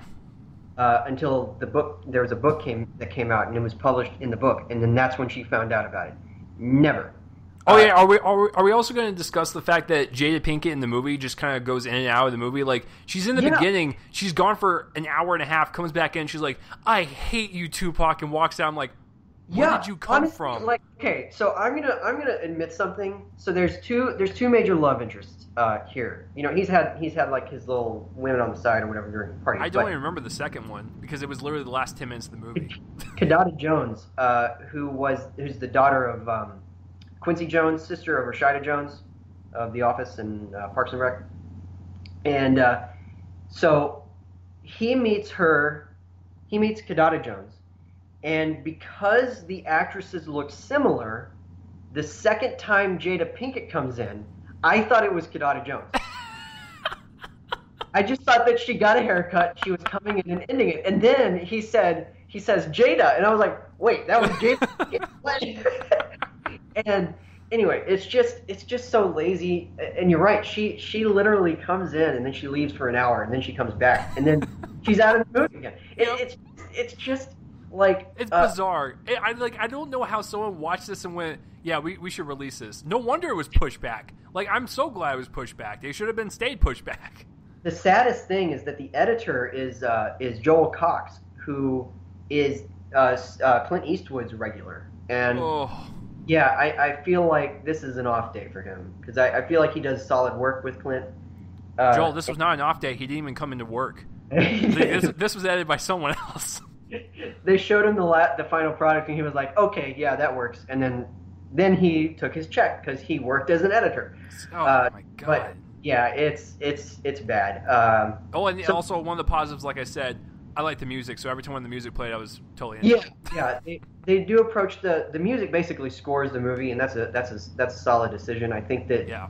it's generally speaking it's well instituted into the movie, and we see little recreations of the movies that Tupac was in and the music videos. That was neat. That was Uh, fun. Yeah. yeah, that was pretty fun. So that's another little positive that I grinned at whenever they were. I bet Demetrius Shipp Jr. had fun with that. Yeah. I can imagine that was probably some of his most fun that he had on set because he was able to recreate scenes from like Juice and the videos that he made. Anyway, those are pretty neat, but yeah, it's a mess. It's one of the worst movies of the year. If I was doing a bottom 10 at the end of the year, this has a really good chance of being on there. And it was kind of startling. I was looking forward to this movie, but it's bad. So Yeah. It's one of those things to where like I really hope there's another Tupac movie down the road that's actually like handled with care. It's because I know a lot of people are going to be like, well, Straight Outta Compton made them look like to be the good guys the whole time, and that's one of the complaints I had about it, is that I wish it would be more true. Like the best stories are when people are flawed.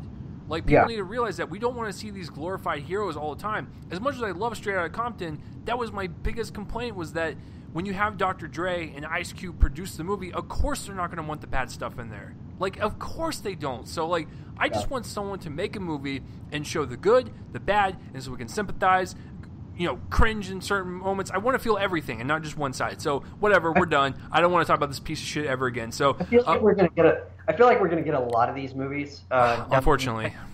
Yeah, because the '90s music scene was pretty influential. Whatever people say about it, quality-wise. But I feel like we could really get movies about anything from the '90s, any group or band or singer. And I feel like we're headed toward a lot of the '90s bands that made waves and stuff. I feel like, are we headed toward a Backstreet Boys movie? Because I would love that. Oh, dude, we're getting that. We're getting NSYNC. We're gonna get all of that. Absolutely. All right, so guys, we're going to move on to the box office. Before I have Chase guess, I want to tell y'all that at least when I do it, I'm going to institute a slight change into the way I do the box office. Slight change. It's still the general facts of, I'm going to be counting down to 5, the other person's going to guess, all that's the same. But this weekend made me realize that I kind of want to do this. So, if there's a bunch of wide releases, then what I'm going to do is, after I give the 5, I'm going to tell you where those other wide releases are. And I'm also going to weave you a tale between the time, after Chase predicts, I'm going to weave you the tale of the weekend of July, June 16th, because this weekend has been so weird. So weird. So, we're gonna jump into it. Chase, this has been an odd weekend to guess, but what are you guessing the top 5 are? 2 things I wanted to disclose. One, probably shouldn't have done this, but I accidentally checked Facebook, and one of the people that Joel and I follow on Facebook accidentally posted an article with numbers of 2 of the movies, but I don't know the placement. So I do know 2 of the numbers. And second thing is that we've been recording for 2 hours and 20 minutes right now, and we are definitely more entertaining than All Eyes on Me. Anyways, for top 5, this is what I'm going to do. Number 5, 47 Meters Down. Number 4, Captain Underpants. Number 3, All Eyes on Me. Number 2, Wonder Woman. And number 1, Cars 3. Wow, okay, you were one off. Shit! Yeah, you were one off, but your placement for the 4 that you got right was correct. Oh, son of a bitch. Which one did I get wrong? Okay, so before I tell y'all, I gotta weave the tale of this weekend, because this was a little closer to what I was predicting, than I thought it might be. So I gotta tell y'all, this week has been weird for releases. There were 5 major releases. There were All Eyes on Me, The Book of Henry, sort of a borderline one there, because it was only, I think, 579 theaters, which is technically limited, but There was Cars 3, there was 47 Meters Down, and then Rough Night. So. Oh shit! I forgot about Rough Night. So. God damn it! That's probably going to be in there. So. Here's the thing. Cars 3 was, it screened pretty normally. I think it screened on Monday for a lot of people.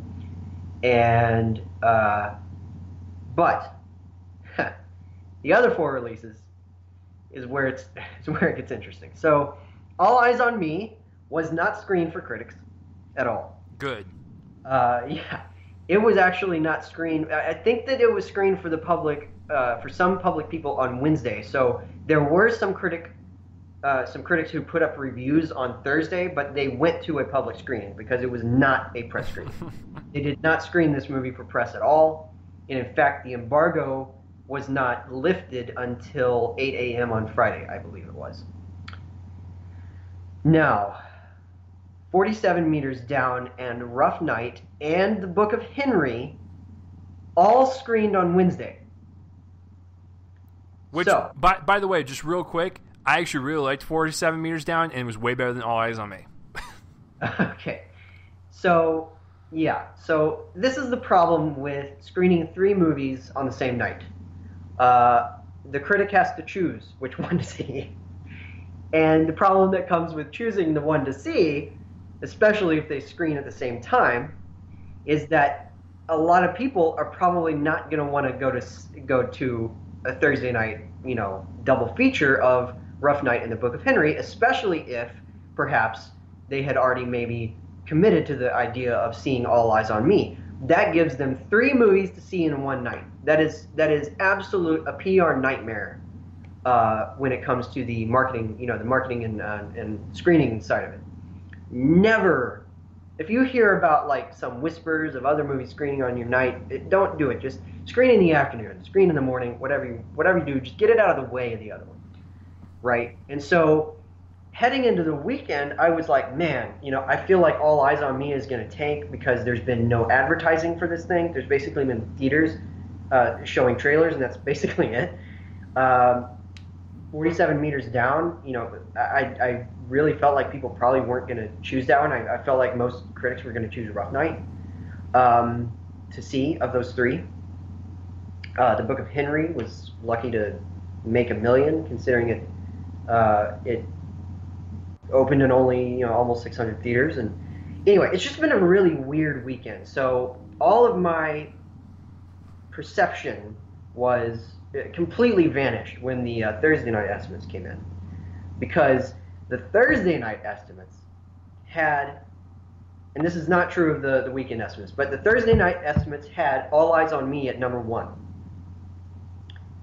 It actually outgrossed Cars 3 on Thursday night. And that was completely baffling to me. Then there was the fact that I kept hearing about a bunch of really full screenings of The Book of Henry on Friday. That clearly died on Saturday. But nevertheless, it was just a weird weekend. And then I really didn't hear anything about Rough Night over the weekend. It was one of those things where numbers kept, almost coming in, and then I had stuff to do, and I never heard about it. But of course now I know. So here are the. Oh, actually no. What I'm going to do is I'm going to switch the order of what I do this in. So if there are more than if there are a bunch of wide releases, what I'm going to tell you all is the wide releases that did not make it into the top 5, what placement they were in, and how much they made. So in that case, there were 2 movies this weekend that did not make it into the top 5. The first was The Book of Henry, which opened at number 13 with $1.4 million. I believe that movie has a budget of $10 million, so it's going to be one of those things where it's, doesn't need to really make a whole lot of money. I did see this one. I have a review up. I also gave it a D. It's awful. It's a misguided piece of crap. Please do not see it unless you rent it just to see what it's like or something. I don't know, out of irony. That's the best way to watch that. Rough Night opened at number 7 with $8 million. it has a $20 million budget, so double that, $40 million. It seemingly spent quite a bit on marketing, from what I can tell. I'm going to say probably, what would you say, maybe $60 million? Yeah. Wait, which one are you saying? Rough Night. Oh no, that's probably going to be lower. No. What I mean is no, I'm not saying like what it might gross. I'm just saying what it needs to. Oh, what it needs to? Probably $50 million to break even. Yeah, probably 50. And so it made $8 million. You know, it's fine. It didn't do well in terms of the numbers of the box office, but nevertheless, it's okay. It's doing fine for Sony. So, having said all that, here are the top 5. So at number 5, 47 meters down at 11.5 million.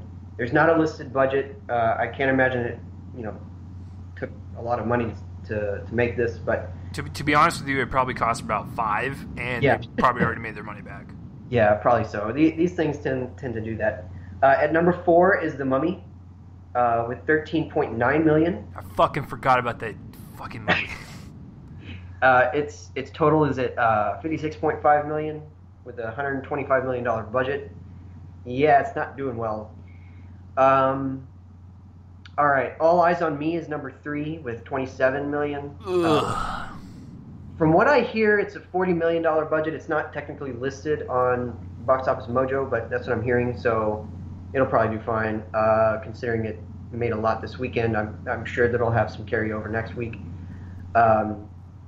Number 2 is Wonder Woman with 40.8 million for a total gross of 274.6. It is doing just handsomely. I think I'm going to go into worldwide figures for the big ones in a second. And of course, number 1, Cars 3. I did not see this movie. I'm going to be seeing it on Blu-ray. It made 53.5 million. Its budget is not listed either.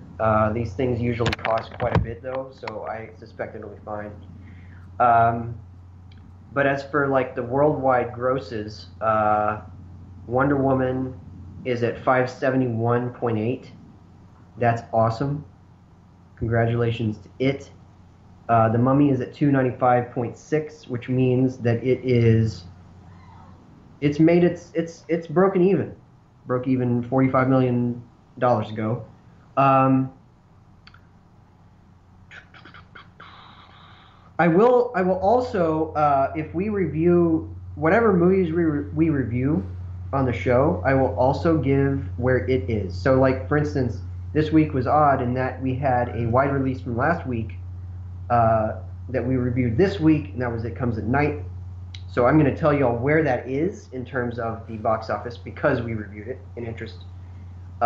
It's at number 10. It made 2.6 million. I'm pretty sure that that's actually around what it cost to make. From what I understand, it was not a lot. I'm actually friends on Facebook with the star of Krisha, and she has stated that he likes to keep things cheap.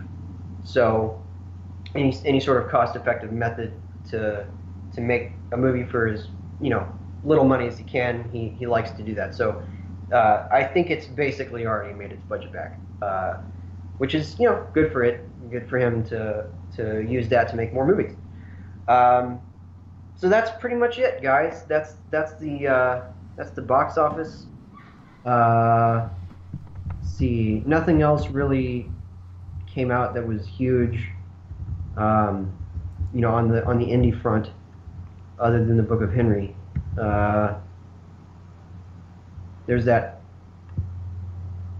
Ethan Hawke thing, Maudie, which is a small release. It's opening here in Dallas in a couple weeks. It made $49,000. And that opened in 24 theaters, so that's pretty good. But anyway, that is it. That's the. Yeah, it's a very interesting week indeed. Like, I mean, All Eyes on Me, I knew was going to make some money. I didn't know it was going to make that much because my theater was packed. Usually, like, biopics are pretty well handled with audiences, especially if it's like a popular figure like a Tupac. I remember when I saw Straight Outta Compton, that theater was also packed. So it's good for people supporting these kind of smaller movies. But make a better movie. But anyways, guys, that will do it for this week's episode 187. Next week for 188, Joel and I will take a dip into the fifth one, aka Transformers 5, The Last Night. That will be interesting. It'll be I don't know, maybe it'll be good. I don't know, maybe we'll be the only two sons of bitches that like it. But that will be next week's focus on the show. And so and then just a kind of give you a future schedule. Episode 189 the following week will be the top 10 of the year so far, and then episode 190 following that will be Spider-Man Homecoming. We're getting to that episode 200, guys, and the 4-year anniversary mark. It has been a wild ride so far, but let's continue to keep it going. And so, Joel, where can the people find you online? Yeah, so I mentioned my website. It's joelonfilm.com. I've got reviews of All Eyes on Me and the Book of Henry up there now. And then I've got a Twitter. I'm on Twitter at Copling_Joel. I'm on Letterboxd. I don't really review on Letterboxd anymore. I'm more log stuff, but nevertheless, you can follow me if you're interested in that. That's pretty much it. Oh, and of course, Dallas movie screenings. I haven't reviewed anything in a while on there, but I've got one coming up next week, so that should be good. And I've been enjoying writing for Dallas movie screenings. Yeah, which is the website him and I both work for, and this is the official podcast of that website. Since we're both kind of joined on that website, it just makes sense, folks. If you want to follow me on Twitter, it's at RealChaseLee. Subscribe to the YouTube channel, follow on Spreaker, follow on iTunes, rate, comment, subscribe, all that, and spread this around and let people know this is it's a decent podcast. You want to take a dump, I'll listen to it. Sure, a 2.5 hour long dump. But yeah, that brings me to the end of the episode. This episode was 2.5 hours long, but it was way more entertaining than All Eyes on Me. So that will do it for episode 187.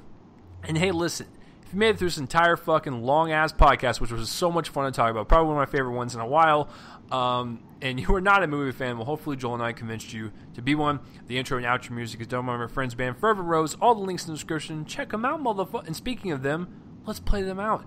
All right, guys. See you guys next week. Peace out. You guys are the best. Just don't see All Eyes on Me. Go see 47 Meters Down. See a really pretty decent shark movie. Bye-bye, everyone.